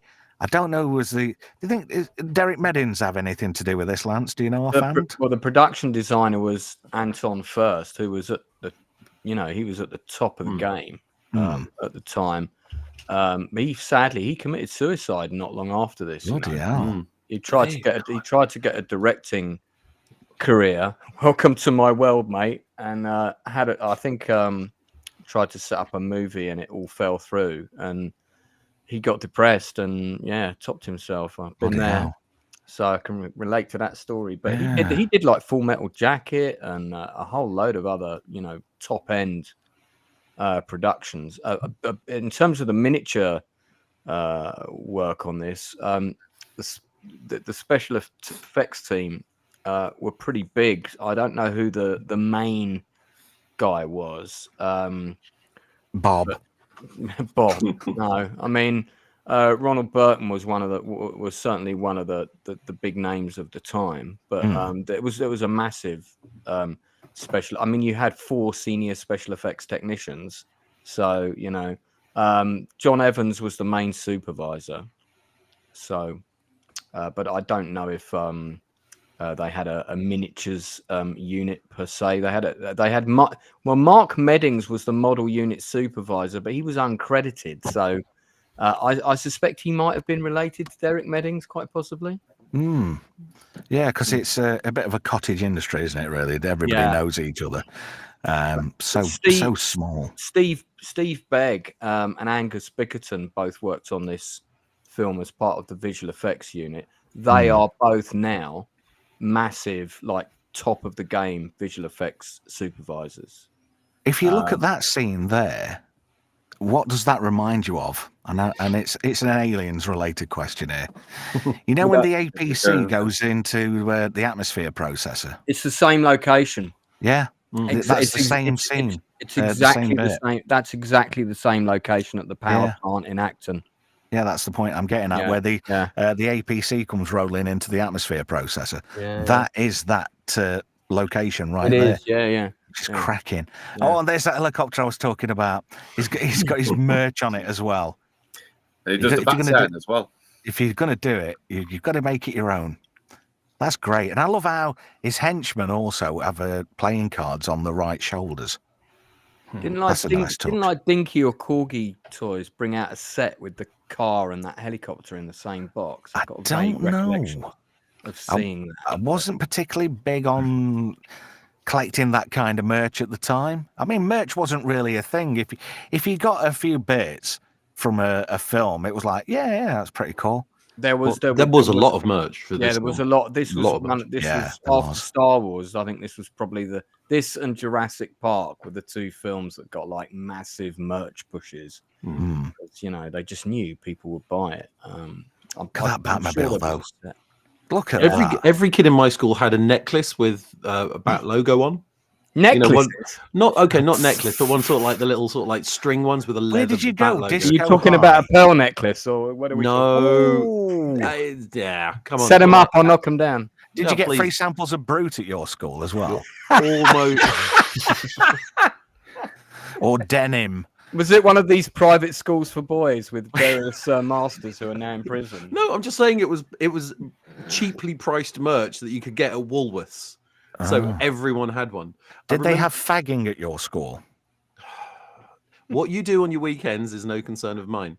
That is also a great. Just incidentally, just breaking it up before we get stupid. That is a great shot of the Batsuit with a bit more reflective light on it. Yeah. Because that's chiseled. I mean, Michael Keaton isn't particularly a chiseled type. Hollywood actors of that caliber weren't required to like, beef up and become quite burly chaps. Not like they do today, where they say, "Oh, we're having rice, broccoli, and chicken," but they're really having steroids. He was apparently working out for this, and Nicholson said to him, "Let the wardrobe act, kid." I don't know if you mentioned him already, but we should definitely give the director of photography, Anthony Pratt, a shout out, because the lighting, the tone, the grade, the look of this film I think is just spot on, and it really like adds something to the movie. The shot that you just showed is a really good example. And this guy, again, top of his game. He did Terry Gilliam's Brazil. He did The Fisher King.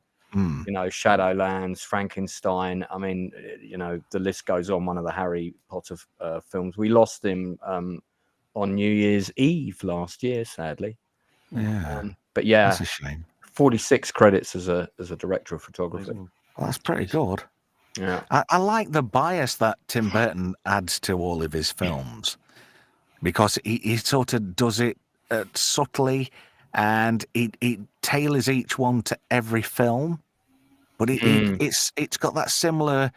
How could I put it? Like a 50s vibe, like a sheen to things, which you can really see it in like Edward Scissorhands, and even in like Beetlejuice and the second Batman. He's got a certain tonality, hasn't he, to his filmmaking? It's almost a B movie vibe he gives. He gives yeah. it without being lower quality.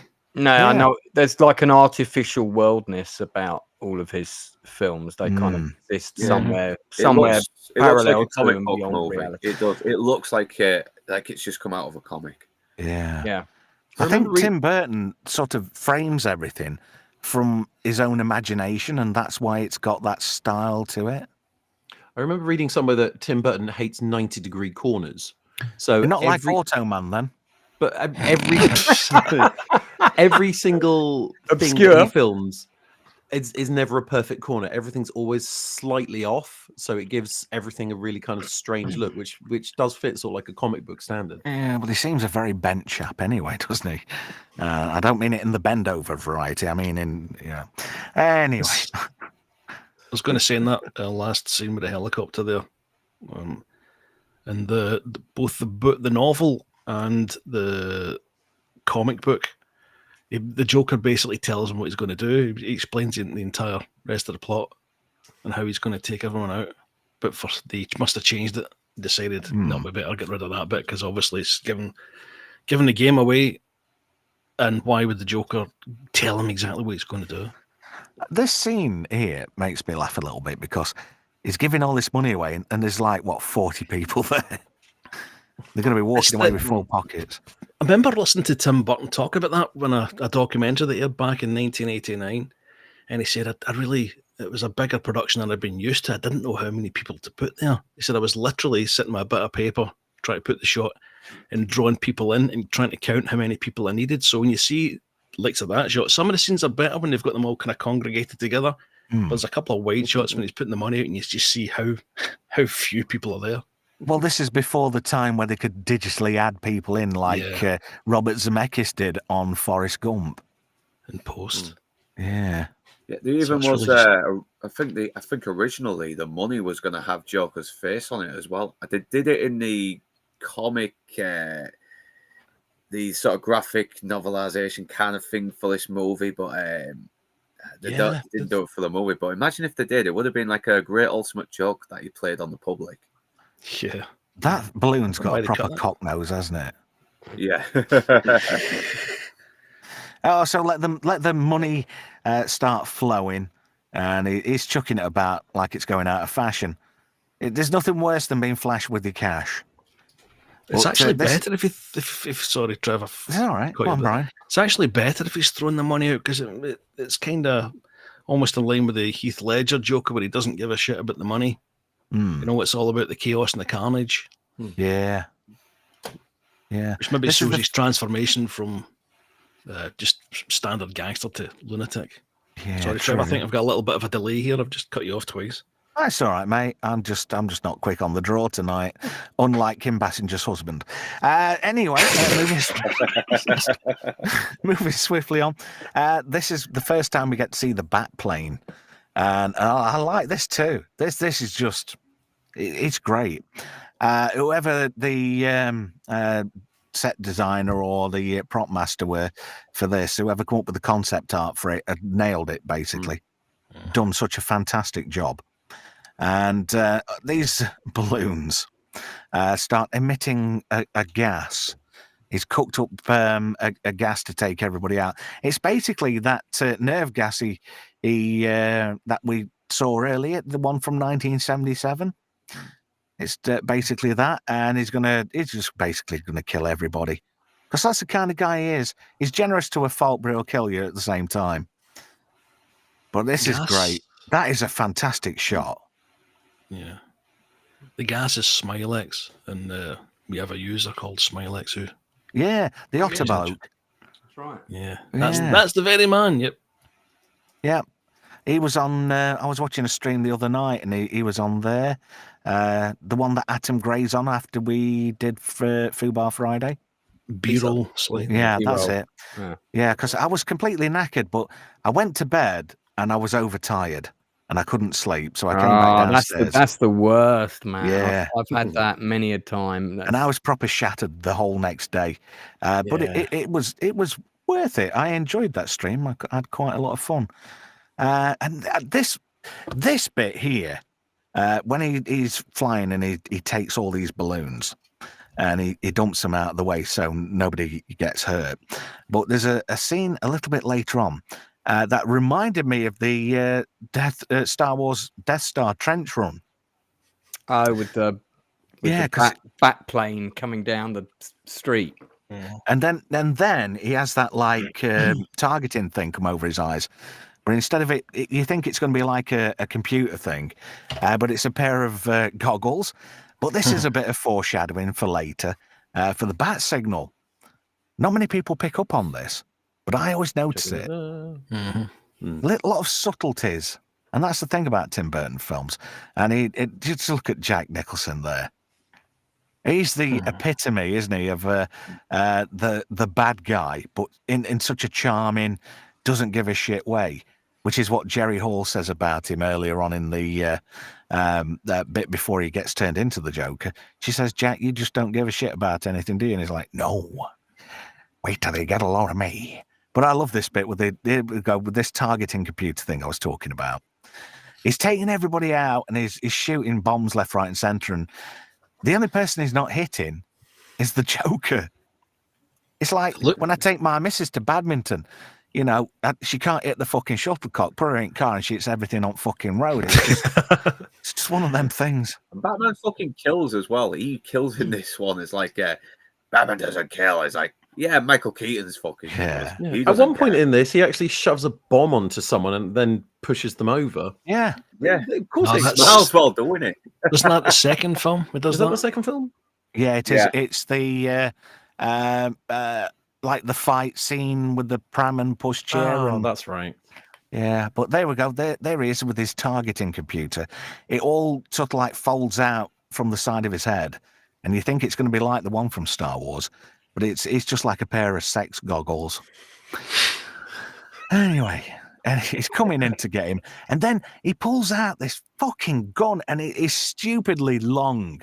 It's longer than his legs and his trousers. So how he got that stuff down there is beyond me. It's like he pulled Linford Christie's cock out. It's just fucking massive.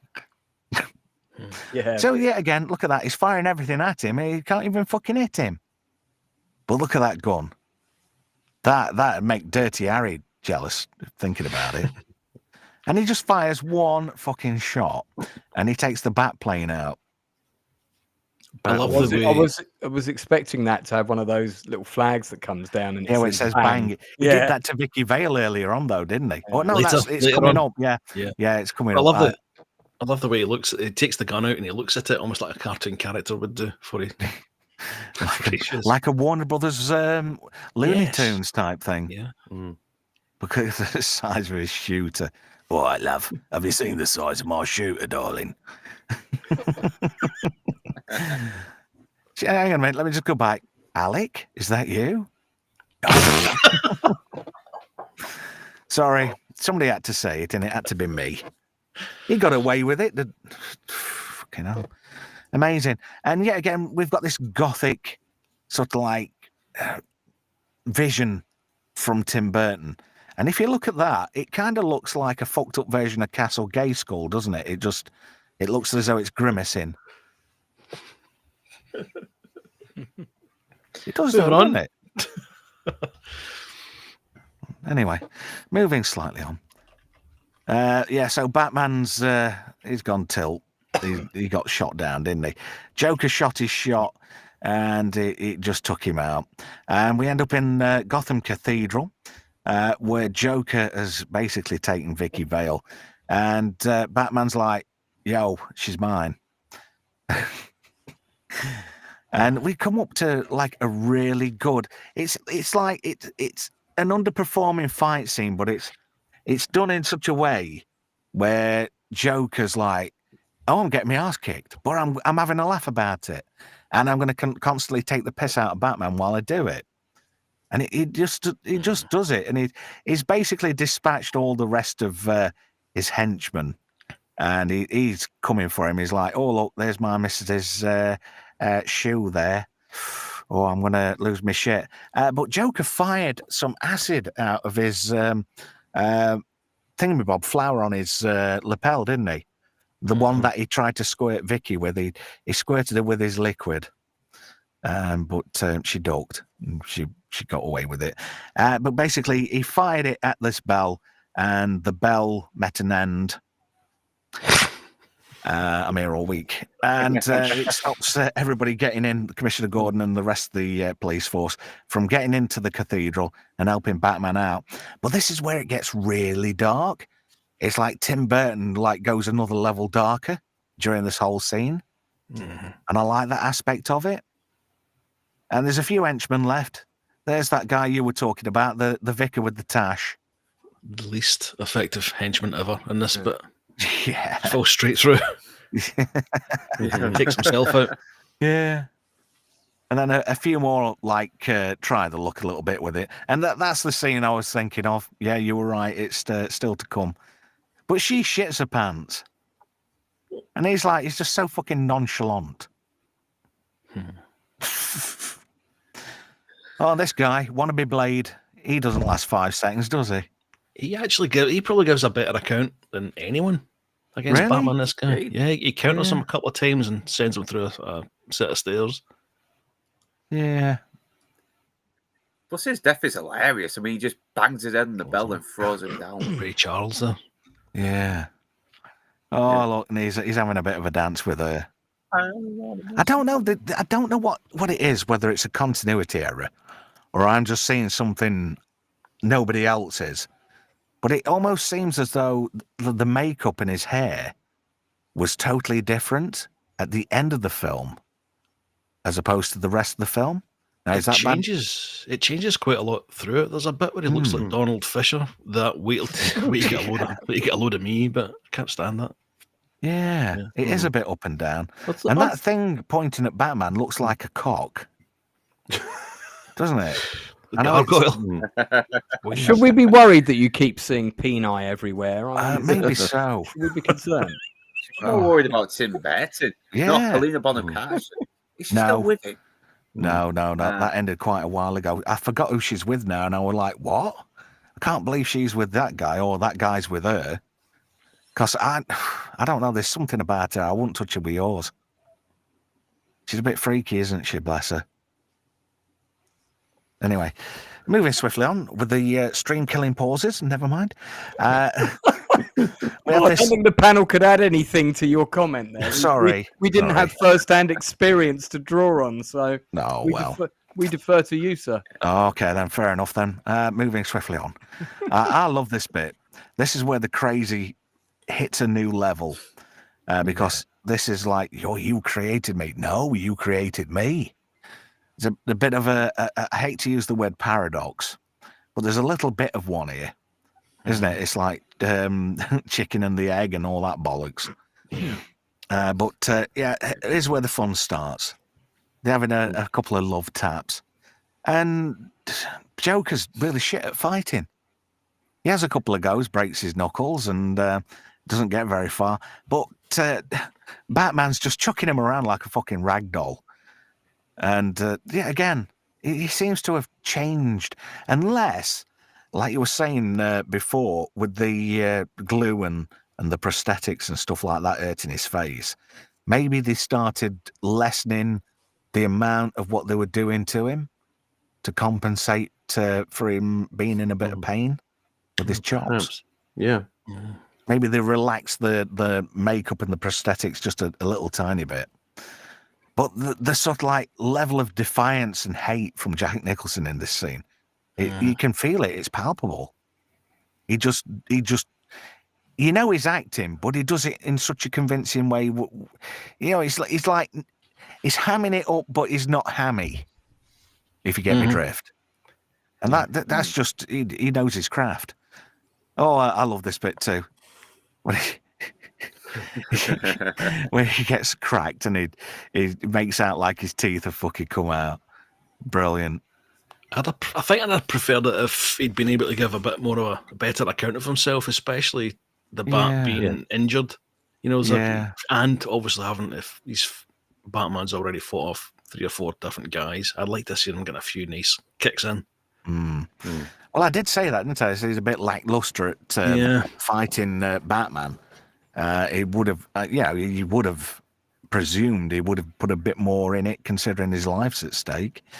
But he's obviously not taking it very seriously because everything's a joke. But this is where he gets like knocked over, and you think, that's it, right? Put your popcorn box down. Let's chuff off. No, hold your horses. Don't be a bit enthusiastic, because you might miss out. And he does this thing where Batman and Vicky Vale look over, and then he grabs them both, and they become like role reversed. And Joker's starting to give them a bit of grief, which is quite bollocks.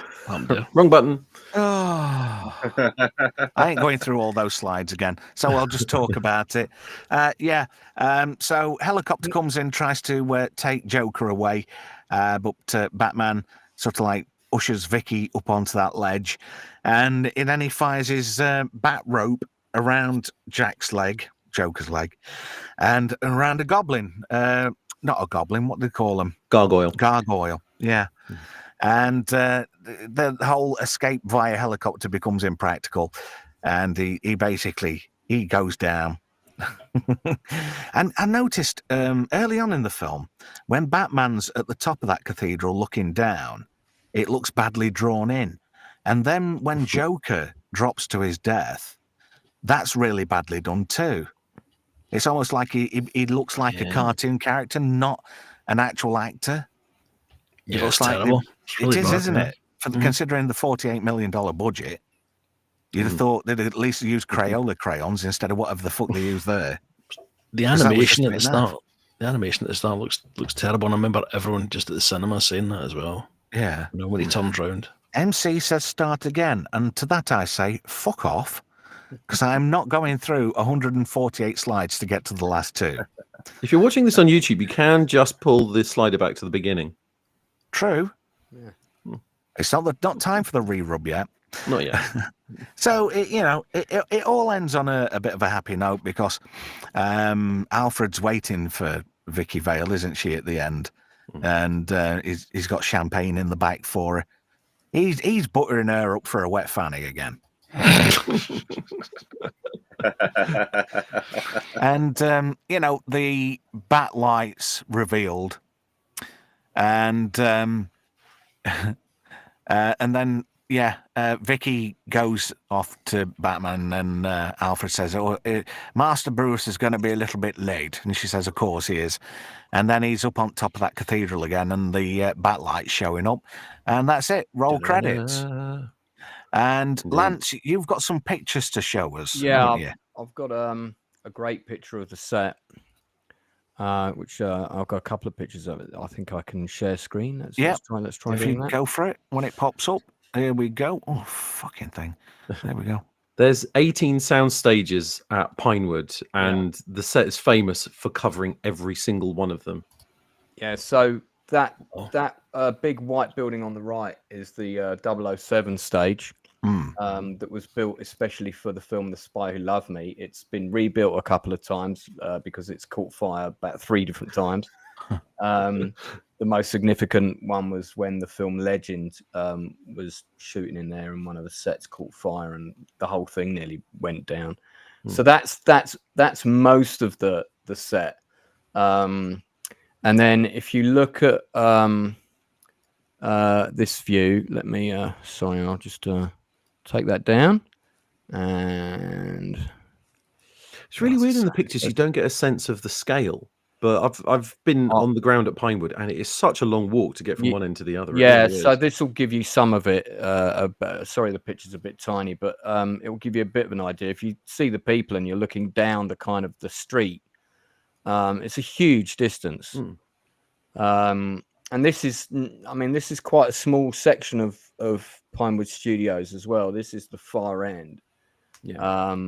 And I think they extended the street a little bit further in from what you saw on the aerial photograph. I also found you, thought you might quite like to see this. I found you a picture of the model of the bat plane, which is kind of cool. So you got an idea of this. There's loads of really good pictures on IMDb, but this is just one of the bat plane. Can I just say there is going to be a lot of people who are going to be shouting in the chat saying it's called the bat wing. Oh, whatever. Oh, let me get on with it. I haven't seen the film in God knows how long. So, yeah, the Batwing. Thank you for correcting me. Quite right, sir. As well, but yeah. So, So if he's having a Sherman, is that a bat wank?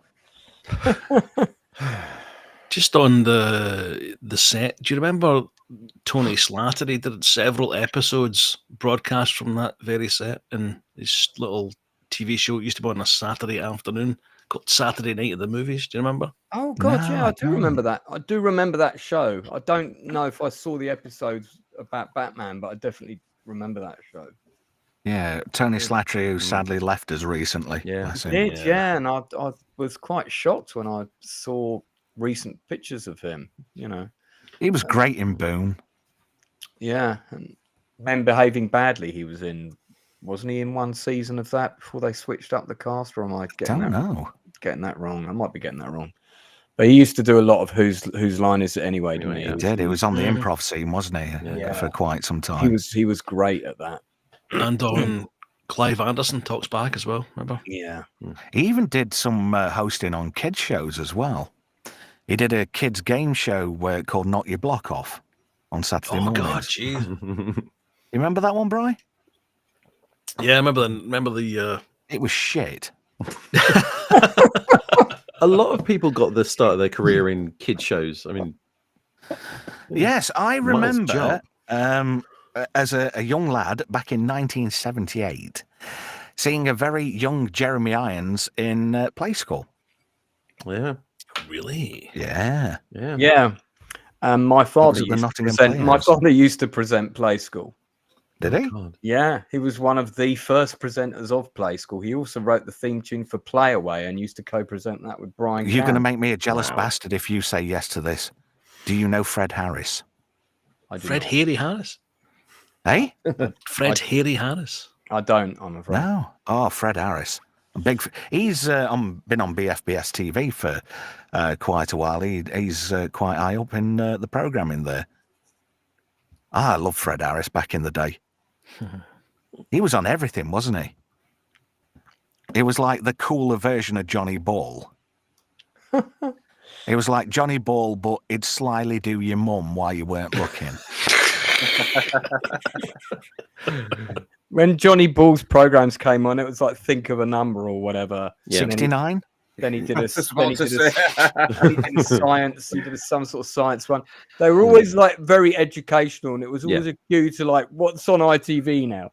Got to switch over the telly. I tell you What's what, I something used to else? love on ITV when back in the 70s and early 80s. Chris Kelly's Clapperboard. Remember that? That was great. They did a brilliant Spy Who Loved Me episode, and they had all this behind the scenes footage of the main battle scene being filmed. It was great, and I think ITV unfortunately erased all of the episodes of Clapperboard. There's only Just to a few of save them tape. now. Yeah, yeah. Type bastards. yeah. Was that LWT who made that? It was certainly an ITV program. It was always after Michael Bentine's Potty Time, if you remember that. Crikey. Yeah, we're going back a bit now. The young uns on the panel are looking puzzled. Yeah. I remember Oh. Doc Croc with Round the Bend. Oh, That's yeah. about it. Hello there, Benders. Let's go round the bend. That was John. Oh, crikey. Oh, Spitting image for kids, that was. It was. John Glover. John Glover, yeah, that was it. Yep. The other John Glover. Yeah. Not the American one who was in the Magnavolt advert for RoboCop 2. He seems to play Satan a lot in things these days. A very bizarre character. He also stole the symbiote Dax, didn't he, in DS9? John Glover is one of his characters back in the day. Swapper says, this is quite interesting. I loved Johnny Ball, Fred Harris and Derek Griffiths when I was little. Did you have a four-way? Is that what you're saying? Swapper, Johnny you're loved full of Johnny Ball. surprises. Jimmy Savile loved you. Derek Griffiths is still doing adverts, is he not? He was in Coronation Street a few years ago. I think he's passed away. Oh, Has God. he? Maybe he's not doing adverts anymore. Oh, This is yeah. Yul Brynner. I'd have done his daughter. Remember Jay Griffiths, who was in Bugs? I've met Although her. Bugs was shit. I've met her couple of times.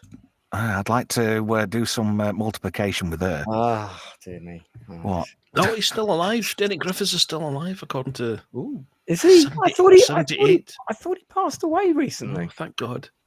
See, I'm going to appreciate Derek Griffiths even more now because I've got an extra. Have you seen that thing what goes around on Facebook it's like an annual thing where somebody puts up, oh, Tony Hart's died.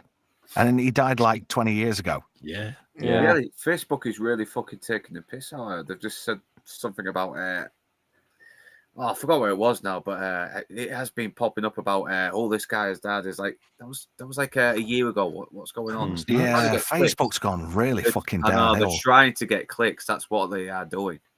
Well, I have joined the clickbait society with the thumbnail for this video.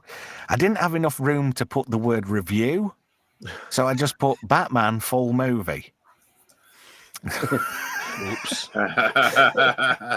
Well, the thing is, when we did Big Trouble in Little China a couple of weeks ago, I just did a thumbnail with Big Trouble in Little China and a graphic of Kurt Russell and Kim Cattrall. And I got something like over 6,000 likes. Views, sorry, not likes. And that was down to me not being explanatory, if that's a word, not explaining the title clearly in the thumbnail. But I make no fucking sorries about that. It happens. I didn't do it on purpose. It was fun discovering that fact. Because when I got a message saying, have you seen how many views your videos had? And I'm like, no. So I had to fanny about and get in these stats and have a look at what we're cracking off.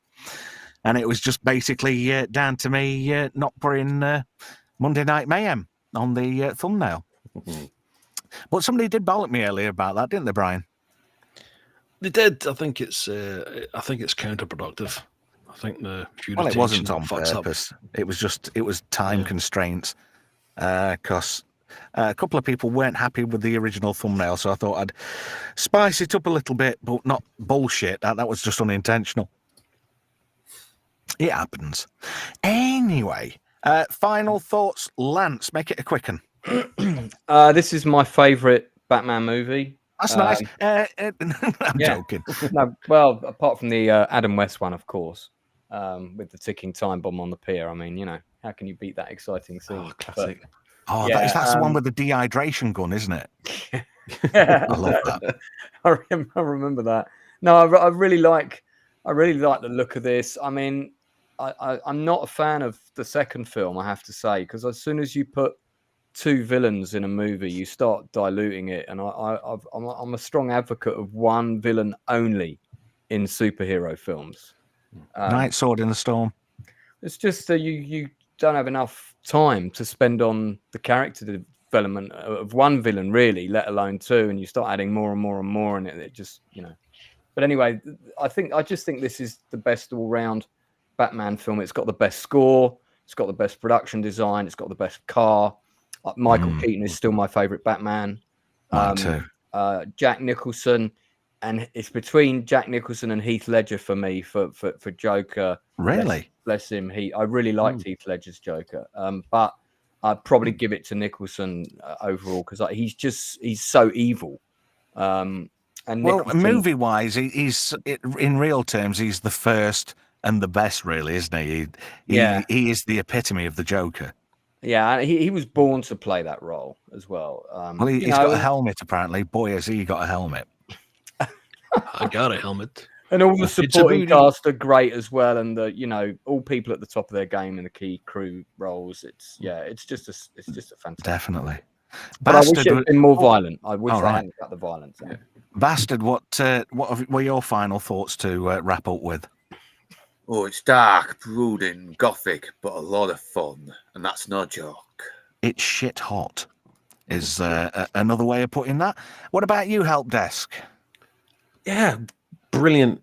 Just a great all-round movie. It hits all the points of a superhero movie. And the car was a Chevy Impala to begin with. And was it? It was just kit bashed on top of, and is currently owned by Jeff Dunham, the comedian. Jammy bastard. He lets people ride around in it if you see him with it. Spandex really suits you, apparently, according to somebody in the chat. Thank you. Every Saturday night, you can catch me on Twitch, where he changes his name to Wendy. Or check out his OnlyFans page as well. Lots going on there. Please, I can't even pay people to look at me. Why would they pay me? Yeah, well, you were saying that. Nobody's bought me a coffee yet because they're all tight twats. I don't mean it. I don't mean it really. I'm going to hop off now anyway because I'm nearly all right then, mate. asleep. So yeah, thanks for having me on. When are you streaming again next, bastard? You can give yourself a plug. Oh yeah. Friday, I'll be talking with Stu Penzo, maybe some more guests on Satoshi Kon's Millennium Actress, which I've just recently watched for the first time as well, and I recommend it. I really do. And you're on mine tomorrow night. Yes, I am. Yes, I'm on tomorrow night, and I think I'll be doing a Reacher stream and a Reach Around Devil Reborn stream as well, and I might do another one on some movie if I see it. That I see for the first time, I don't know yet. We'll see what happens. Okay. Well, you take care, mate. We'll catch up with you later. You lovable bastard. I'll see you a lot another time. Bye. All right, take care then. Ta-ra, mate. Bye-bye. Brian, your final thoughts, sir. Yes. I love this movie, as you well know. It was darker than anything else I'd seen, I think, probably at that time. The only real complaint is I wish Nicholson had been younger and slimmer when he did it. And that might have happened had they I'd run into so many production problems. But when you see the amount of energy, it does bring a lot of energy to this role, but when you see how he performs in The Shining, and the amount of energy he's got there, hi, DVB. And it's one element I wish they'd got him a little bit closer to the character.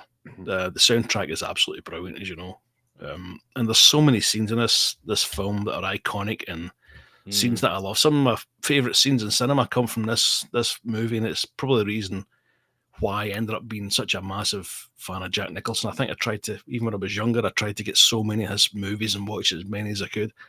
But a lot of people said Burton had fluffed this, and he didn't. No, not at all. Who said that? They were quite Barry Norman for one. Really? At the time. Yeah, he didn't like this. A lot of people did not like Michael Keaton as Batman. No, they didn't. When it first came out. There were letters of he was virtually unknown apart from doing Beetlejuice and a couple of other small films. Yeah. And I think Barry Norman said at the time he'd not got that leading man quality. He'd not got that X factor, if you will. So I think he was basing it all down on that. But then again, Barry Norman did fuck up quite a few times about films, saying this won't do anything, that won't do anything, that's a pile of crap, and they went on to be box office smashes or complete cult classics. And why not? And why not? I remember his spitting image puppet was more like Barry Norman than him. That was brilliant. Yeah. And why not? Anything in the chat? Anybody got any final thoughts about this? Oh, there we go. DVB says, just tuned in. This is the first time I've ever seen this channel. Well, thank you for joining us. I don't think I've met you before, DVB, but it's nice to have you aboard, matey. Give us a sub. Give us a sub. That'd be nice if you've enjoyed what you've seen so far, all 7 minutes of it. Have a lad as DVB been on from of old. Have a look back through the channel. We've got some fantastic streams on old movies and some nice foobar chats to catch up on. Hey, very complimentary of you here, Brian. He says, very cool to see you on the panel. We love Brian on this channel. Brian is a big part of this channel. That's very, very kind of you. Well, it's true. You do a lot of hard work behind the scenes. You put a lot of stuff together for me, and I really appreciate it. So credit where it's due, and you do a really, really good job of it. You go above and beyond. Both you and Melvin have both been essential elements of the channel. You know? Cheers, Trev. It's a pleasure to be able to contribute to this. Thank you very much, DVB. Subbed and liked. Thank you. It's always appreciated. We're still a fledgling channel, and it'd be nice to build things up. And I'm quite enjoying the whole YouTube thing. After being on other people's streams for years and years, I finally got the gumption to give it a go. Wow, and good job too, sir. Thank you. I appreciate that, Lance. Do you want to give your channel a plug, sir? The Outcast Creative, my channel is primarily here to support creative people. So if you're somebody who's got a board game that they're doing on Kickstarter, or you're a filmmaker, or you're writing a book, or anything creative, music, whatever it might be, as long as you've got something that we can see, I'll get you on the channel for an interview and we'll plug your stuff. Thank you. That's the other kind thing of we you. do is we review and talk about films that we love. So Nielsen ratings every Tuesday night at 10 o'clock, quite late, but I am a bit of a night owl, so that suits me well. Yeah. We do 2 hours of film and TV reviews, mainly focusing on stuff we really like or stuff we thought was going to be good, and then we might occasionally. There's more of that about these days. Just look at Snow White. Yeah, and then That was after never going to be good. after Critical Drinkers Open Bar, I do a open bar after party stream, which used to be called Late Night with Lancey, but I think we're just going to call it Open Bar After Party now. And there's no donkey snorting cocaine in there, is there? No, but that stream is open to anyone who's got a YouTube channel, so for you to jump on. So whether you've got 5 subs, 500 subs, I don't care, as long as you've got a YouTube channel and you're making content.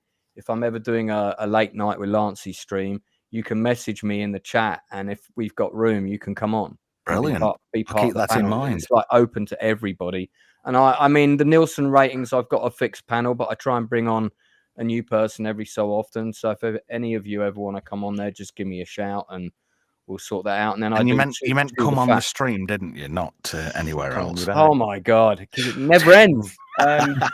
Chew the Fat is on Sunday nights, normally at 8 o'clock, and that's when we do a deep dive on one specific film or TV show. It's not every Sunday, but we're going to be restarting that again with season 3 of The Shield later this year. And we'll be doing the new Spartacus show when the House of Asher, when that drops, we'll be doing a weekly review of that. So yeah, so lots of stuff coming. Oh God, my God, I nearly forgot. I'm interviewing actor Cameron Jack on Wednesday at 8 o'clock. So he was one of the leads in the original London production of Queen We Will Rock You, but he's also been in a ton of TV shows and movies. An actor from Scotland, like one of our good guests here. So nice. Well, that's great of you to say. Just going to get through a few more chat bits. MC says, "Well done, Trev and panel." Hey, it's the panel, not me.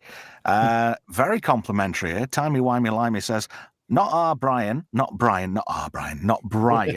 is the man.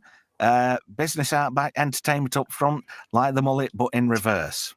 I'll take that. I'd take that as a compliment. That's readable in so many ways. Yeah, I remember once hearing an argument with a couple in Tesco's car park, and he said to his missus, "You like having a shit in reverse." And I thought that was quite funny. Brian's very kindly put a link to your channel there, Lance. So if anybody's not viewed, go and have a look for the first time. What else we got? Oh, what's this? DVB says, "That's cool, Trev. Glad to have found your channel." Thank you. I appreciate that. Wish I could have caught the Batman segment. Love that movie. Well, you can always, as they say, do the re-rub. Timey-wimey-limey also says in there, "Trevor's a great magnet for top men." What are you trying to say? There's no Blue Oyster Bar here. We'll have none of that. This is a local program for local people.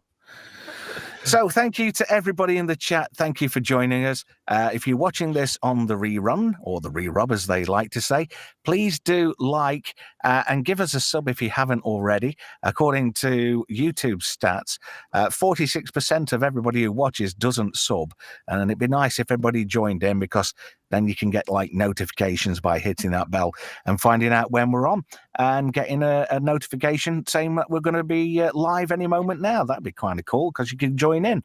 And if you're watching this on the re-rub, please do comment below, because I love to interact with all the comments. Thank you, everybody. Thanks for joining me panel tonight. I appreciate your company, and thank you for your input, and we'll catch up with you all soon.